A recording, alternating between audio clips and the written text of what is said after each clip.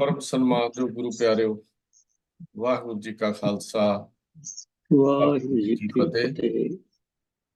Sikh missionary college Ludhiana वालों SMC Gurmat class USA विच आप सारिਆਂ ਨੂੰ जी आया।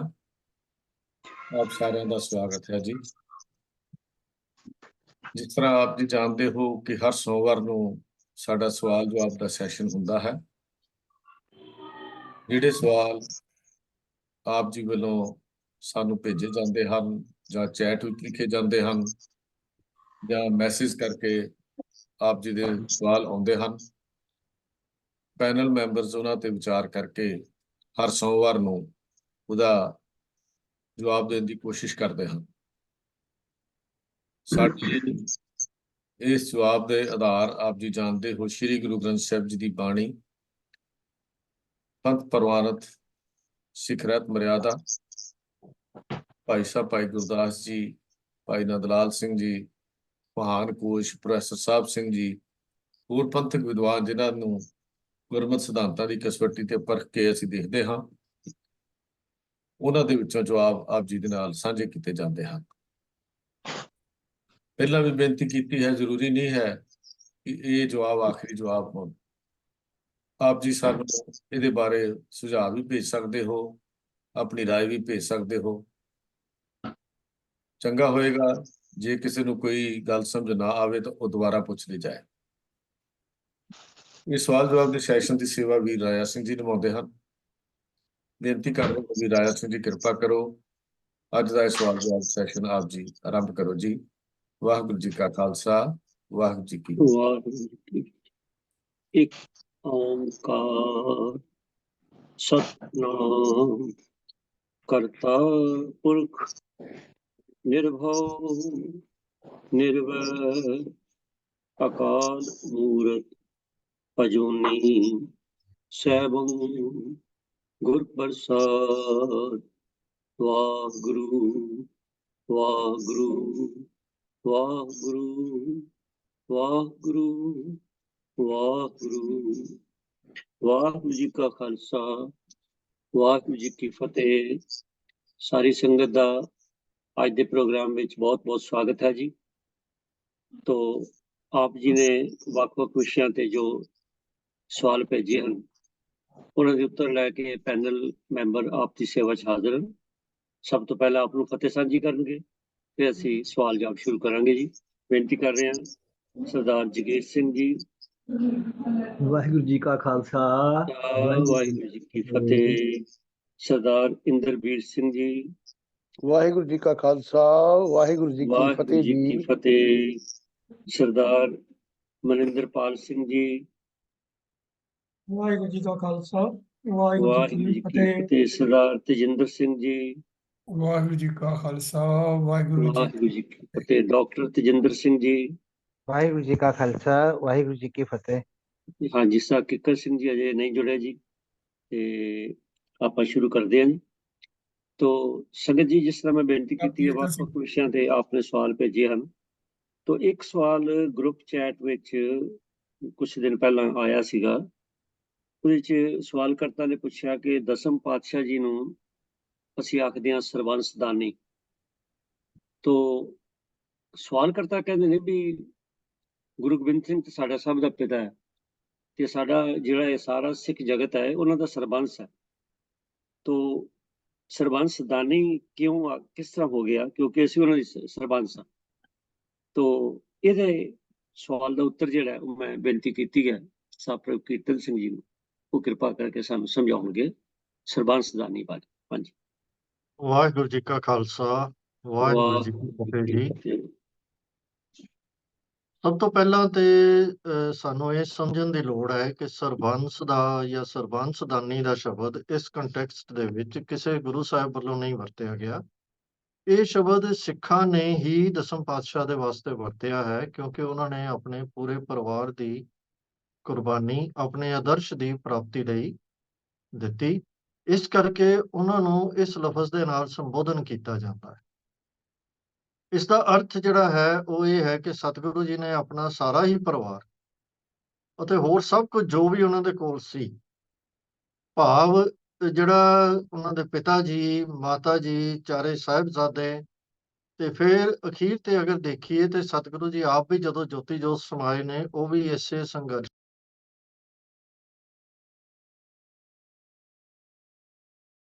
ਤੋਂ। ਇਸ ਕਰਕੇ ਇਹ ਲਫ਼ਜ਼ ਜਿਹੜਾ ਹੈ ਉਹਨਾਂ ਦੇ ਵਾਸਤੇ, ਉਹਨਾਂ ਦੀ ਇਹ ਬੜੀ ਯੂਨੀਕ ਚੀਜ਼ ਜਿਹੜੀ ਹੈ ਉਹਦੇ ਵਾਸਤੇ ਵਰਤਿਆ ਜਾਂਦਾ ਹੈ। ਤੋ ਇਸ ਪੂਰੇ ਵਰਤਾਰੇ ਵਿੱਚ ਸਤਿਗੁਰੂ ਜੀ ਨੇ ਜੋ ਆਪਣਾ ਪੂਰਾ ਪਰਿਵਾਰ ਵਾਰਿਆ, ਤਾਂ ਉਹ ਇੱਕ ਕਿਸਮ ਨਾਲ ਇਸ ਚੀਜ਼ ਨੂੰ ਪ੍ਰਗਟ ਕਰਨ ਲਈ, ਇਹ ਜਿਹੜੀ ਆਪਣੇ ਆਪ ਦੇ ਵਿੱਚ ਦੁਨੀਆ ਦੇ ਵਿੱਚ ਬੜੀ ਹੀ ਇੱਕ ਯੂਨੀਕ ਚੀਜ਼ ਹੈ, ਇੱਕੋ ਇੱਕ ਐਸੀ ਘਟਨਾ ਹੈ। ਤੋ ਇਸ ਚੀਜ਼ ਦੇ ਵਾਸਤੇ ਸਿੱਖਾਂ ਨੇ ਉਹਨਾਂ ਨੂੰ ਸਰਬੰਸ ਦਾਨੀ ਕਹਿਣਾ ਸ਼ੁਰੂ ਕਰ ਦਿੱਤਾ।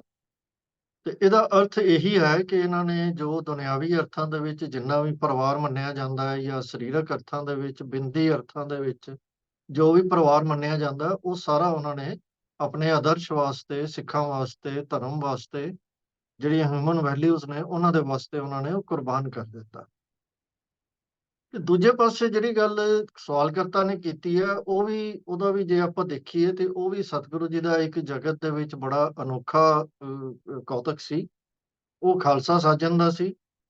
ਤੇ ਆਪਨੇ ਜਦੋਂ ਖਾਲਸਾ ਸਾਜਿਆ ਤੇ ਖਾਲਸੇ ਨੂੰ ਆਪਣੀ ਸੰਤਾਨ ਦਾ, ਆਪਣੇ ਪਰਿਵਾਰ ਦਾ, ਭਾਵ ਆਪਣੇ ਧੀਆਂ ਪੁੱਤਰਾਂ, ਇਹਨਾਂ ਦਾ ਦਰਜਾ ਦਿੱਤਾ ਕਿ ਆਪ ਸਾਰੇ ਹੀ ਮੇਰੇ ਬੱਚੇ ਹੋ। ਤੋ ਇਹ ਵੀ ਪੂਰੇ ਜਗਤ ਦੇ ਵਿੱਚ ਕਿਸੇ ਵੀ ਹੋਰ ਧਰਮ ਦੇ ਵਿੱਚ ਐਸਾ ਵਰਤਾਰਾ ਨਹੀਂ ਹੋਇਆ। ਪਰ ਇਹ ਜਿਹੜੀ ਗੱਲ ਹੋਈ, ਇਹ ਜਿਹੜਾ ਸਾਨੂੰ ਉਹਨਾਂ ਨੇ ਆਪਣੇ ਸੰਤਾਨ ਕਿਹਾ ਜਾਂ ਪਰਿਵਾਰ ਕਿਹਾ, ਇਹਦੇ ਵਾਸਤੇ ਸਰਬੰਸ ਸ਼ਬਦ ਅਸੀਂ ਨਹੀਂ ਵਰਤਦੇ। ਸਰਬੰਸ ਸ਼ਬਦ ਪਹਿਲੀ ਵਾਰ ਸਵਾਲਕਰਤਾ ਪਾਸੋਂ ਹੀ ਅਸੀਂ ਸੁਣਿਆ ਇਹਨਾਂ ਅਰਥਾਂ ਦੇ ਵਿੱਚ। ਤੋ ਇਹੋ ਜਿਹੀ ਕਦੀ ਕਿਸੇ ਨੂੰ ਦੁਬਿਧਾ ਹੋਈ ਹੋਵੇ ਕਿ ਇਹ ਵੀ ਸਰਬੰਸ ਹੈ, ਉਹ ਵੀ ਸਰਬੰਸ ਹੈ, ਇਸ ਕਰਕੇ ਪਹਿਲੀ ਵਾਰੀ ਸੁਣ ਰਹੇ ਹਾਂ, ਤੇ ਨਾ ਹੀ ਇਸ ਤੋਂ ਪਹਿਲਾਂ ਇਹੋ ਜਿਹੀ ਦੁਬਿਧਾ ਦੇ ਬਾਰੇ ਸੁਣਿਆ। ਇਹ ਦੋਵੇਂ ਗੱਲਾਂ ਜਿਹੜੀਆਂ ਨੇ ਬਿਲਕੁਲ ਅਲੱਗ ਸੰਦਰਭ ਵਿੱਚ ਹਨ। ਅਸੀਂ ਸਾਰੇ ਹੀ ਸਤਿਗੁਰੂ ਜੀ ਦਾ ਪਰਿਵਾਰ ਹਾਂ, ਪਰ ਦਾਸ ਦੀ ਰਾਏ ਹੈ ਕਿ ਸਰਬੰਸ ਦਾਨੀ ਸ਼ਬਦ ਜਿਹੜਾ ਹੈ ਉਹ ਕੇਵਲ ਤੇ ਕੇਵਲ ਉਹਨਾਂ ਅਰਥਾਂ ਵਿੱਚ ਹੀ ਵਰਤਣਾ ਚਾਹੀਦਾ ਜਿਹਦੇ ਵਿੱਚ ਹੁਣੇ ਸਰਵ ਪ੍ਰਵਾਨਿਤ ਹੋ ਚੁੱਕਾ ਹੈ। ਇਹ ਪਰਿਵਾਰ ਨੂੰ ਸਰਬੰਸ ਕਹਿਣਾ ਜਿਹੜਾ ਹੈ ਉਹ ਠੀਕ ਨਹੀਂ ਹੈ। ਸਾਨੂੰ ਆਪਣੇ ਆਪ ਨੂੰ ਸਤਿਗੁਰੂ ਜੀ ਦੇ ਸੰਤਾਨ ਜਾਂ ਪਰਿਵਾਰ ਜਾਂ ਬੱਚੇ ਹੀ ਕਹਿਣਾ ਚਾਹੀਦਾ ਹੈ।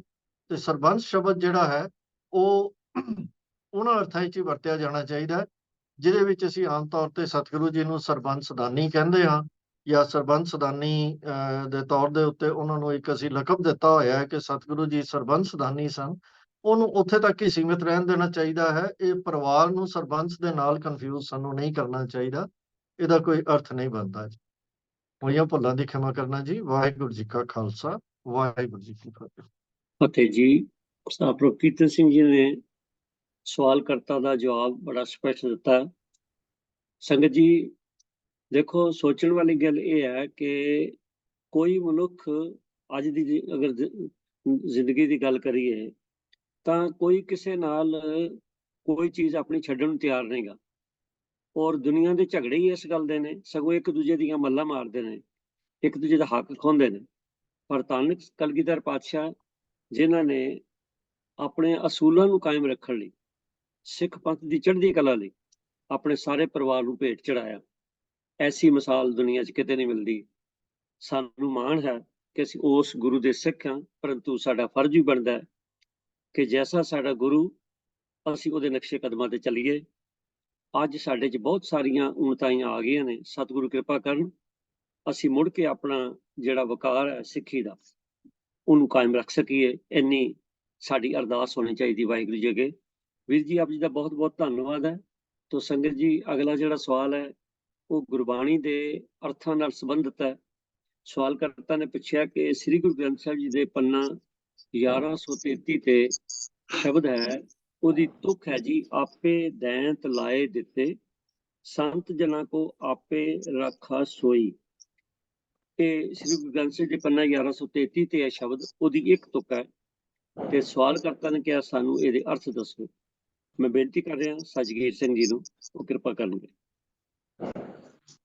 ਵਾਹਿਗੁਰੂ ਜੀ ਕਾ ਖਾਲਸਾ, ਵਾਹਿਗੁਰੂ ਜੀ ਕੀ ਫਤਿਹ। ਇਹ ਸ਼ਬਦ ਗੁਰੂ ਅਮਰਦਾਸ ਜੀ ਨੇ ਸ੍ਰੀ ਗੁਰੂ ਗ੍ਰੰਥ ਸਾਹਿਬ ਜੀ ਵਿੱਚ ਭੈਰੋਂ ਰਾਗ ਵਿੱਚ 1133 ਅੰਕ ਉੱਤੇ ਉਚਾਰਨ ਕੀਤਾ ਹੈ। ਇਸ ਸ਼ਬਦ ਵਿੱਚ ਗੁਰੂ ਜੀ ਨੇ ਭਗਤ ਪ੍ਰਹਿਲਾਦ ਅਤੇ ਉਸਦੇ ਪਿਤਾ ਦੈਂਤ ਹਰਨਾਕਸ਼ ਦਾ ਵਰਣਨ ਕੀਤਾ ਹੈ। ਪਰਮਾਤਮਾ ਸਦਾ ਹੀ ਆਪਣੇ ਭਗਤਾਂ ਦੀ ਪੈਜ ਰੱਖਦਾ ਆਇਆ ਹੈ ਅਤੇ ਦੁਸ਼ਟਾਂ ਦਾ ਨਾਸ਼ ਕਰਦਾ ਆਇਆ ਹੈ। ਸ਼ਬਦ ਇਸ ਤਰ੍ਹਾਂ, ਭੈਰੋਂ ਮਹਲਾ ਤੀਜਾ, ਆਪੇ ਦੈਂਤ ਲਾਏ ਦਿੱਤੇ ਸੰਤ ਜਨਾਂ ਕੋ, ਆਪੇ ਰਾਖਾ ਸੋਈ। ਦੈਂਤ ਦਾ ਮਤਲਬ ਦੁਸ਼ਟ, ਦੁਰਜਨ, ਭੈੜੀ ਮੱਤ ਵਾਲੇ। ਆਪ, ਆਪੇ ਮਤਲਬ ਹੈ ਆਪ ਹੀ ਪਰਮੇਸ਼ਰ ਨੇ। ਪਰਮਾਤਮਾ ਆਪ ਹੀ ਆਪਣੇ ਸੰਤ ਜਨਾਂ ਨੂੰ ਦੁੱਖ ਦੇਣ ਲਈ ਦੈਂਤ ਚਬੋੜ ਦਿੰਦਾ ਹੈ, ਲਾ ਦਿੰਦਾ ਹੈ ਮਤਲਬ। ਪਰ ਉਹ ਪ੍ਰਭੂ ਆਪ ਹੀ ਸੰਤ ਜਨਾਂ ਦਾ ਰਾਖਾ ਬਣਦਾ ਹੈ। ਜੋ ਤੇਰੀ ਸਦਾ ਸਰਨਾਈ, ਤਿਨ ਮਨ ਦੁੱਖ ਨਾ ਹੋਈ। ਤਿੰਨ ਮਨ ਮੈਨੇ ਉਹਨਾਂ ਦੇ ਮਨ ਵਿੱਚ। ਹੇ ਪ੍ਰਭੂ, ਜਿਹੜੇ ਮਨੁੱਖ ਤੇਰੀ ਸ਼ਰਨ ਵਿੱਚ ਸਦਾ ਟਿਕੇ ਰਹਿੰਦੇ ਹਨ, ਉਹਨਾਂ ਦੇ ਮਨ ਵਿੱਚ ਕੋਈ ਦੁੱਖ ਤਕਲੀਫ ਨਹੀਂ ਹੁੰਦੀ। ਅੱਗੇ ਰਹਾਉ ਦੀ ਪੰਕਤੀ ਹੈ, ਜੁਗ ਜੁਗ ਭਗਤਾਂ ਦੀ ਰੱਖਦਾ ਆਇਆ। ਜੁਗ ਜੁਗ ਮੈਨੇ ਹਰੇਕ ਯੁੱਗ ਵਿੱਚ, ਹਰ ਸਮੇਂ, ਹਰੇਕ ਯੁੱਗ ਵਿੱਚ ਪਰਮਾਤਮਾ ਆਪਣੇ ਭਗਤਾਂ ਦੀ ਇੱਜ਼ਤ ਰੱਖਦਾ ਆਇਆ ਹੈ। ਦੈਂਤ ਪੁੱਤ ਪ੍ਰਹਿਲਾਦ, ਗਾਇਤਰੀ ਤਰਪਨ ਕਛੂ ਨਾ ਜਾਣੇ, ਸਭ ਦੇ ਮੇਲ ਮਿਲਾਇਆ। ਦਿਖਾਓ ਜੀ, ਦੈਂਤ ਪੁੱਤਰ ਮੈਨੇ ਦੈਂਤ ਹਰਨਾਕਸ਼ ਦਾ ਪੁੱਤਰ ਪ੍ਰਹਿਲਾਦ। ਤਰਪਨ ਮੈਨੇ ਪਿਤਰਾਂ ਨਿਮਿਤ ਪਾਣੀ ਅਰਪਣ ਕਰਨਾ। ਗਾਇਤਰੀ ਇੱਕ ਮੰਤਰ ਹੈ ਜਿਸ ਦਾ ਪਾਠ ਹਰੇਕ ਬ੍ਰਾਹਮਣ ਸਵੇਰੇ ਸ਼ਾਮ ਕਰਦਾ ਹੈ। ਦੈਂਤ ਹਰਨਾਕਸ਼ ਦਾ ਪੁੱਤਰ ਪ੍ਰਹਿਲਾਦ, ਗਾਇਤਰੀ ਦਾ ਪਾਠ ਕਰਨਾ ਅਤੇ ਪਿਤਰਾਂ ਨੂੰ ਖੁਸ਼ ਕਰਨ ਲਈ ਪੂਜਾ ਅਰਚਾ ਕਰਨੀ, ਇਹ ਕੁਝ ਵੀ ਨਹੀਂ ਸੀ ਜਾਣਦਾ। ਪਰਮਾਤਮਾ ਨੇ ਉਸ ਨੂੰ ਗੁਰੂ ਦੇ ਸ਼ਬਦ ਵਿੱਚ ਜੋੜ ਕੇ ਆਪਣੇ ਚਰਨਾਂ ਵਿੱਚ ਜੋੜ ਲਿਆ। ਅਨਦਿਨ ਭਗਤ ਕਰੈ ਦਿਨ ਰਾਤੀ, ਦੁਬਦਾ ਸਬਦੇ ਖੋਈ। ਜਿਹੜੇ ਮਨੁੱਖ ਅਨਦਿਨ ਹਰ ਵੇਲੇ ਪਰਮਾਤਮਾ ਦੀ ਭਗਤੀ ਕਰਦੇ ਹਨ, ਉਹਨਾਂ ਨੇ ਗੁਰੂ ਦੇ ਸ਼ਬਦ ਰਾਹੀਂ ਮੇਰ ਤੇਰ ਮੁਕਾ ਲਈ ਹੁੰਦੀ ਹੈ। ਦੁਬਦਾ ਮੈਨੇ ਮੇਰ ਤੇਰ। ਸਦਾ ਨਿਰਮਲ ਹੈ ਜੋ ਸੱਚ ਰਾਤੇ, ਸੱਚ ਬਸਿਆ ਮਨ ਸੋਈ। ਜਿਹੜੇ ਮਨੁੱਖ ਸਦਾ ਥਿਰ ਹਰ ਨਾਮ ਵਿੱਚ ਰਤੇ ਰਹਿੰਦੇ ਹਨ, ਜਿਨ੍ਹਾਂ ਦੇ ਮਨ ਵਿੱਚ ਸਦਾ ਹੀ ਫਿਰ ਪ੍ਰਭੂ ਵਸਿਆ ਰਹਿੰਦਾ ਹੈ, ਉਹਨਾਂ ਦਾ ਜੀਵਨ ਸਦਾ ਪਵਿੱਤਰ ਰਹਿੰਦਾ ਹੈ। ਮੂਰਖ ਦੁਬਦਾ ਪੜ੍ਹੈ, ਮੂਲ ਨਾ ਪਛਾਣੈ, ਬਿਰਥਾ ਜਨਮ ਗਵਾਇਆ। ਮੂਰਖ ਲੋਕ ਜਿਹੜੇ ਹੁੰਦੇ ਨੇ, ਉਹ ਮੇਰ ਤੇਰ ਪੈਦਾ ਕਰਨ ਵਾਲੀ ਵਿਦਿਆ ਪੜ੍ਹਦੇ ਹਨ, ਪ੍ਰਭੂ ਨਾਲ ਸਾਂਝ ਨਹੀਂ ਬਣਾਉਂਦੇ, ਉਹਨਾਂ ਦਾ ਜਨਮ ਵਿਅਰਥ ਜਾਂਦਾ ਹੈ। ਅਗਲੀ ਪੰਕਤੀ ਹੈ ਜੀ, ਸੰਤ ਜਨਾਂ ਕੀ ਨਿੰਦਾ ਕਰੈ, ਦੁਸ਼ਟ ਦੈਂਤ ਚੜਾਇਆ। ਚੜਾਇਆ ਮੈਨੇ ਭੜਕਾਇਆ। ਇਹੋ ਜਿਹੇ ਲੋਕ ਸੰਤਾਂ ਦੀ ਨਿੰਦਾ ਵੀ ਕਰਦੇ ਹਨ ਤੇ ਇਹੋ ਜਿਹੇ ਮੂਰਖ ਸੰਡੇ ਅਤੇ ਮਰਕੇ ਨੇ ਦੁਸ਼ਟ ਦੈਂਤ ਹਰਨਾਕਸ਼ ਨੂੰ ਪ੍ਰਹਿਲਾਦ ਦੇ ਵਿਰੁੱਧ ਭੜਕਾਇਆ। ਪ੍ਰਹਿਲਾਦ ਦੁਬਦਾ ਨਾ ਪੜੇ, ਹਰ ਨਾਮ ਨਾ ਛੋੜੇ, ਡਰੇ ਨਾ ਕਿਸੇ ਦਾ ਡਰਾਇਆ। ਪ੍ਰਹਿਲਾਦ ਮੇਰ ਤੇਰ ਕਰਨ ਵਾਲੀ ਵਿਦਿਆ ਨਹੀਂ ਪੜ੍ਹਦਾ, ਉਹ ਪਰਮਾਤਮਾ ਦਾ ਨਾਮ ਨਹੀਂ ਛੱਡਦਾ, ਉਹ ਕਿਸੇ ਦਾ ਡਰਾਇਆ ਨਹੀਂ ਡਰਦਾ। ਸੰਤ ਜਨਾਂ ਕਾ ਹਰਿ ਜਿਉ ਰਾਖਾ, ਦੈਂਤ ਕਾਲ ਨੇੜੇ ਆਇਆ। ਪ੍ਰਭੂ ਆਪਣੇ ਸੰਤ ਜਨਾਂ ਦਾ ਰਖਵਾਲਾ ਆਪ ਹੈ। ਮੂਰਖ ਹਰਨਾਕਸ਼ ਦੀ ਮੌਤ ਨੇੜੇ ਆ ਗਈ ਜੀ। ਆਪਣੀ ਪੈਜ ਆਪੇ ਰਾਖੈ, ਭਗਤਾਂ ਦੇ ਵਡਿਆਈ।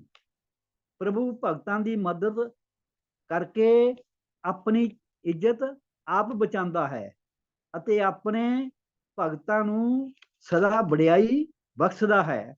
ਨਾਨਕ ਹਰਨਾਕਸ਼ ਨਖੀ ਵਧਾਰਿਆ, ਅੰਧੇ ਦਰ ਕੀ ਖਬਰ ਨਾ ਪਾਈ। ਹੇ ਨਾਨਕ, ਪਰਮਾਤਮਾ ਨੇ ਨਰਸਿੰਘ ਰੂਪ ਧਾਰਨ ਕਰਕੇ ਹਰਨਾਕਸ਼ ਨੂੰ ਨੋਹਾਂ ਨਾਲ ਚੀਰ ਦਿੱਤਾ ਅੰਨੇ ਹਰਨਾਕਸ਼ ਨੇ ਪਰਮਾਤਮਾ ਦੇ ਦਰ ਦਾ ਭੇਤ ਨਾ ਸਮਝਿਆ। ਜਿਹੜੀ ਪੰਕਤੀ ਹੈ, ਆਪੇ ਦੈਂਤ ਲਾਏ ਦਿੱਤੇ ਸੰਤ ਜਨਾਂ ਕੋ ਆਪੇ ਰਾਖਾ ਸੋਈ, ਇਹਦਾ ਮਤਲਬ ਇਹ ਬਣਿਆ ਹੈਗਾ, ਪਰਮਾਤਮਾ ਆਪ ਹੀ ਆਪਣੇ ਸੰਤ ਜਨਾਂ ਨੂੰ ਦੁੱਖ ਦੇਣ ਲਈ ਦੈਂਤ ਚੰਬੋੜ ਦਿੰਦਾ ਹੈ, ਭਾਵ ਲਾ ਦਿੰਦਾ ਹੈ, ਪਰ ਉਹ ਪ੍ਰਭੂ ਆਪ ਹੀ ਸੰਤ ਜਨਾਂ ਦਾ ਰਾਖਾ ਬੰਦਾ ਹੈ। ਇਤਨੀ ਬੇਨਤੀ ਪ੍ਰਵਾਨ ਕਰਨਾ ਜੀ। ਵਾਹਿਗੁਰੂ ਜੀ ਕਾ ਖਾਲਸਾ, ਵਾਹਿਗੁਰੂ ਜੀ ਕੀ ਵਾਹਿਗੁਰੂ ਕੀ ਫਤਿਹ। ਧੰਨਵਾਦ ਵੀਰ ਜਗੀਰ ਸਿੰਘ ਜੀ, ਆਪ ਜੀ ਨੇ ਇਹ ਜੋ ਤੁਕ ਆਈ ਹੈ ਉਹਦੇ ਨਾਲ ਦੀਆਂ ਬਾਕੀ ਤੁਕਾਂ ਦੇ ਅਰਥ ਕਰਕੇ ਸਾਨੂੰ ਸਮਝਾਇਆ। ਮੈਂ ਆਸ ਕਰਦਾ ਵੀ ਜਿਹਨਾਂ ਦਾ ਇਹ ਸਵਾਲ ਸੀਗਾ, ਪਰ ਬਾਕੀ ਸੰਗਤ ਵੀ, ਫਿਰ ਵੀ ਸੰਗਤ ਜੀ ਜਿਵੇਂ ਕਹੀਦਾ, ਫਿਰ ਕੋਈ ਕਿਸੇ ਕਿਸਮ ਦੀ ਸੁਝਾਅ ਹੋਵੇ, ਕਿਰਪਾ ਕਰਕੇ ਗਰੁੱਪ ਚੈਟ ਵਿੱਚ ਲਿਖ ਸਕਦੇ ਹੋ ਜੀ। ਜਾਂ ਬਹੁਤ ਸਾਰੀਆਂ ਗਲਤੀਆਂ ਤਰੁੱਟੀਆਂ ਰਹਿ ਜਾਂਦੀਆਂ ਨੇ, ਤਾਂ ਸੰਗਤ ਨੂੰ ਪੂਰਾ ਅਧਿਕਾਰ ਹੈ ਕਿ ਉਹ ਸਾਨੂੰ ਉੱਥੇ ਸੁਝਾਅ ਦੇ ਕੇ ਠੀਕ ਕਰਨ ਜੀ। ਗਰੁੱਪ ਚੈਟ ਦੇ ਸਕਦੇ ਹੋ, ਬਾਅਦ ਚ ਗੱਲ ਕਰ ਸਕਦੇ ਹੋ, ਜਾਂ WhatsApp ਤੇ ਵੀ ਦੇ ਸਕਦੇ ਹੋ। ਜਗੀਰ ਸਿੰਘ ਜੀ ਦਾ ਬਹੁਤ ਬਹੁਤ ਧੰਨਵਾਦ ਹੈ ਜੀ। ਤੋ ਆਓ ਸੰਗਤ ਜੀ, ਅਗਲਾ ਜਿਹੜਾ ਸਵਾਲ ਹੈ ਸਾਡੇ ਕੋਲ, ਕਿਉਂਕਿ ਇੱਕ ਤਾਂ ਗੁਰੂ ਗ੍ਰੰਥ ਸਾਹਿਬ ਦੀ ਬਾਣੀ ਹੈ ਜਿਹੜੀ ਸਾਡਾ ਸ਼ਬਦ ਗੁਰੂ ਹੈ ਜੀ, ਬਹੁਤ ਸਾਰੀਆਂ ਹੋਰ ਇਹੋ ਜਿਹੀਆਂ ਰਚਨਾਵਾਂ ਨੇ ਜਿਨ੍ਹਾਂ ਬਾਰੇ ਵੱਖ-ਵੱਖ ਰਾਏ ਸਾਨੂੰ ਮਿਲਦੀਆਂ ਨੇ, ਤੇ ਸਵਾਲਕਰਤਾ ਨੇ ਸਵਾਲ ਭੇਜਿਆ ਕਿ ਸਹੰਸਰਨਾਮਾ ਕੀ ਹੈ, ਆਇਆ ਕੋਈ ਬਾਣੀ ਹੈ ਜਾਂ ਕੀ ਹੈ ਸਹੰਸਰਨਾਮਾ। ਤੇ ਬੇਨਤੀ ਹੈ ਸਤਜਿੰਦਰ ਸਿੰਘ ਜੀ ਨੂੰ ਕਿ ਉਹ ਕਿਰਪਾ ਕਰਕੇ ਦੱਸਣਗੇ ਸਹੰਸਰਨਾਮਾ ਕੀ ਹੈ। ਵਾਹਿਗੁਰੂ ਜੀ ਕਾ ਖਾਲਸਾ, ਵਾਹਿਗੁਰੂ ਜੀ ਕੀ ਫਤਿਹ। ਜਿਵੇਂ ਕਿ ਵੀਰ ਜੀ ਨੇ ਸਵਾਲ ਆਪ ਜੀ ਨੂੰ ਰਿਪੀਟ ਕੀਤਾ ਹੈ ਕਿ ਸਹੰਸਰਨਾਮਾ ਕੀ ਹੈ। ਸਹੰਸਰਨਾਮਾ ਖੋਜ ਕਰਨ ਤੋਂ ਇਹ ਪਤਾ ਲੱਗਦਾ ਹੈ ਕਿ ਸੁਖਮਨੀ ਸਹੰਸਰਨਾਮਾ ਨਾਂ ਦੀ ਇਹ ਜੋ ਹੀ ਇੱਕ ਗ੍ਰੰਥ ਹੈ, ਇਸ ਦੇ ਕੇਵਲ 5 ਹੱਥ ਲਿਖਤ ਜਿਹੜੇ ਉਹ ਖਰੜੇ ਜਿਹੜੇ ਹਨ ਉਹ ਉਪਲਬਧ ਹਨ। ਇਹ ਗ੍ਰੰਥ ਪ੍ਰਕਾਸ਼ਿਤ ਨਹੀਂ ਹੋਇਆ। ਇਸ ਦੀ ਰਚਨਾ ਅਪ੍ਰਮਾਣਿਕ ਗੁਰੂ ਪਰੰਪਰਾ ਦੀ ਪੁਸ਼ਟੀ ਲਈ ਹੋਈ ਹੈ। ਤਾਂ ਮੈਂ ਸਪਸ਼ਟ ਕਰ ਦਿਆਂ ਕਿ 5ਵੇਂ ਪਾਤਸ਼ਾਹ ਤੋਂ ਬਾਅਦ, ਕਿਉਂਕਿ ਜਿਹੜੇ 6ਵੇਂ ਪਾਤਸ਼ਾਹ ਗੁਰੂ ਹਰਗੋਬਿੰਦ ਪਾਤਸ਼ਾਹ, 7ਵੇਂ ਗੁਰੂ ਹਰਰਾਏ ਸਾਹਿਬ, 8ਵੇਂ ਗੁਰੂ ਹਰਕ੍ਰਿਸ਼ਨ ਪਾਤਸ਼ਾਹ, 9ਵੇਂ ਗੁਰੂ ਤੇਗ ਬਹਾਦਰ ਸਾਹਿਬ ਤੇ 10ਵੇਂ ਪਾਤਸ਼ਾਹ ਸ੍ਰੀ ਗੁਰੂ ਗੋਬਿੰਦ ਸਿੰਘ ਮਹਾਰਾਜ ਜੀ ਹੋਏ ਹਨ। ਲੇਕਿਨ ਇਸ ਗ੍ਰੰਥ ਦੇ ਅੰਦਰ ਇਹਨਾਂ ਨੇ ਉਹ ਪਰੰਪਰਾ ਨੂੰ ਕੁਝ ਬਦਲ ਕੇ 6ਵੇਂ 7ਵੇਂ ਔਰ 8ਵੇਂ ਨਾਂ ਦੇ ਉੱਪਰ ਦੂਸਰੇ ਵਿਅਕਤੀਆਂ ਦਾ ਨਾਂ ਜਿਹੜਾ ਹੈ ਉਹ ਲਿਖਿਆ ਹੈ। ਤੋ ਇਹ ਕਾਰਾ ਕਿਸ ਨੇ ਕੀਤਾ ਹੈ? ਇਹ ਗੁਰੂ ਰਾਮਦਾਸ ਮਹਾਰਾਜ ਸੱਚੇ ਪਾਤਸ਼ਾਹ ਜੀ ਦੇ ਜਦੋਂ ਗੁਰੂ ਅਰਜਨ ਦੇਵ ਪਾਤਸ਼ਾਹ ਜਿਹੜੇ ਗੁਰੂ ਸਾਹਿਬ ਦੇ ਛੋਟੇ ਸੁਪੁੱਤਰ ਸਨ, ਉਹਨਾਂ ਨੂੰ ਗੁਰੂ ਪਦ ਪ੍ਰਦਾਨ ਕੀਤਾ, ਤਾਂ ਗੁਰੂ ਸਾਹਿਬ ਜੀ ਦੇ ਵੱਡੇ ਪੁੱਤਰ ਪ੍ਰਿਥੀ ਚੰਦ ਜੋ ਗੁਰਗੱਦੀ ਦੇ ਯੋਗ ਨਾ ਸਮਝਿਆ ਗਿਆ, ਤਾਂ ਉਸ ਦੀ ਸੰਤਾਨ ਨੇ ਇਸ ਨੂੰ ਬੜਾ ਬੁਰਾ ਮਨਾਇਆ ਤੇ ਸਹਾਰਿਆ ਨਹੀਂ। ਤੇ ਉਹਨਾਂ ਨੇ ਸਪਸ਼ਟ ਰੂਪ ਵਿੱਚ ਪ੍ਰਮਾਣਿਕ ਗੁਰੂ ਪਰੰਪਰਾ ਜੋ ਕਿ ਜੋਤ ਹੋਆ ਜੁਗਤ ਸਹਾਇ ਸਹਿਕਾਇਆ ਫਿਰ ਪਲਟੀਏ ਤੇ ਅਨੁਸਾਰ ਸੀ, ਉਸ ਦਾ ਵਿਰੋਧ ਕੀਤਾ। ਤਾਂ ਆਪਣੇ ਮਹੱਤਵ ਨੂੰ ਵਧਾਉਣ ਲਈ ਉਹਨਾਂ ਨੇ, ਜਿਵੇਂ ਗੁਰੂ ਅਰਜਨ ਦੇਵ ਮਹਾਰਾਜ ਜੀ ਨੇ ਜੋ ਸੁਖਮਨੀ ਸਾਹਿਬ ਗੌੜੀ ਰਾਗ ਦੇ ਵਿੱਚ ਬਾਣੀ ਉਚਾਰੀ, ਉਸ ਦੇ ਸਮਾਨੰਤਰ ਬਾਣੀਆਂ ਰਚਣੀਆਂ ਕੀਤੀਆਂ ਤੇ ਉਹਨਾਂ ਵਿੱਚ ਨਾਨਕ ਕਵੀ ਛਾਪ ਵੀ ਇਨ ਬਿਨ ਗੁਰਬਾਣੀ ਵਾਂਗ ਹੀ ਵਰਤੀ। ਗੁਰੂ ਅੰਗਦ ਦੇਵ ਪਾਤਸ਼ਾਹ ਜੀ ਦੁਆਰਾ ਲਿਖਵਾਈ ਜਿਹੜੀ ਜਨਮ ਸਾਖੀ ਕਹੀ ਜਾਂਦੀ ਹੈ, ਉਸ ਦੇ ਮੁਕਾਬਲੇ ਤੇ ਇੱਕ ਜਨਮ ਸਾਖੀ ਵੀ ਲਿਖੀ। ਤੋ ਸੁਖਮਨੀ ਸੰਸਰਨਾਮਾ ਨਾਂ ਦੀ ਰਚਨਾ ਇਨ੍ਹਾਂ ਹੀ ਪ੍ਰਵਿਰਤੀਆਂ ਤੋਂ ਪ੍ਰਭਾਵਿਤ ਹੋ ਕੇ ਗੁਰੂ ਅਰਜਨ ਦੇਵ ਮਹਾਰਾਜ ਜੀ ਦੁਆਰਾ ਰਚੀ ਬਾਣੀ ਸੁਖਮਨੀ ਦੇ ਸਮਾਨੰਤਰ ਤਿਆਰ ਕੀਤੀ ਗਈ ਹੈ। ਇਸ ਨੂੰ ਸੁਖਮਨੀ ਸੰਸਰਨਾਮਾ ਕਿਹਾ ਜਾਂਦਾ ਹੈ। ਇਸ ਦੇ ਮੂਲ ਲੇਖਕ ਪ੍ਰਿਥੀ ਚੰਦ ਦਾ ਪੁੱਤਰ ਸੋਢੀ ਮਿਹਰਬਾਨ ਇਹ ਗੌੜੀ ਰਾਗ ਵਿੱਚ ਲਿਖੀ ਗਈ ਅਤੇ ਇਸ ਦੀਆਂ ਕੁੱਲ 30 ਅਸ਼ਟਪਦੀਆਂ ਹਨ। ਅਸੀਂ ਸਾਰੇ ਜਾਣਦੇ ਹਾਂ ਕਿ ਜੋ ਸੁਖਮਨੀ ਸਾਹਿਬ ਦੀ ਬਾਣੀ ਗੁਰੂ ਅਰਜਨ ਦੇਵ ਮਹਾਰਾਜ ਜੀ ਨੇ ਉਚਾਰੀ ਕੀਤੀ ਹੈ, ਉਸ ਦੀਆਂ 24 ਅਸ਼ਟਪਦੀਆਂ ਹਨ ਤੇ 24 ਉਸ ਦੇ ਜਿਹੜੇ ਹਨ ਉਹ ਸ਼ਲੋਕ ਹਨ। ਤੋ ਹਰ ਅਸ਼ਟਪਦੀ ਤੋਂ ਪਹਿਲਾਂ ਇਹ ਸ਼ਲੋਕ ਅਤੇ ਹਰ ਅਸ਼ਟਪਦੀ ਵਿੱਚ 4 ਚਰਨਾਂ ਦੇ 8-8 ਪਦ ਬਣਾਏ ਹਨ ਇਹਨਾਂ ਨੇ। ਸੋਢੀ ਮਿਹਰਬਾਨ ਦੇ ਪੁੱਤਰ ਹਰੀ ਜੀ ਨੇ ਇਸ ਕ੍ਰਿਤ ਦੀ ਵਿਆਖਿਆ ਵਾਰਤਕ ਵਿੱਚ ਕੀਤੀ ਹੈ ਅਤੇ ਆਪਣੇ ਆਪ ਨੂੰ ਮਹੱਲਾ 8ਵਾਂ ਲਿਖਿਆ ਹੈ, ਜੋ ਕਿ ਗੁਰੂ ਹਰਕ੍ਰਿਸ਼ਨ ਪਾਤਸ਼ਾਹ ਜੀ ਵਾਸਤੇ ਨਿਯਤ ਹੈ।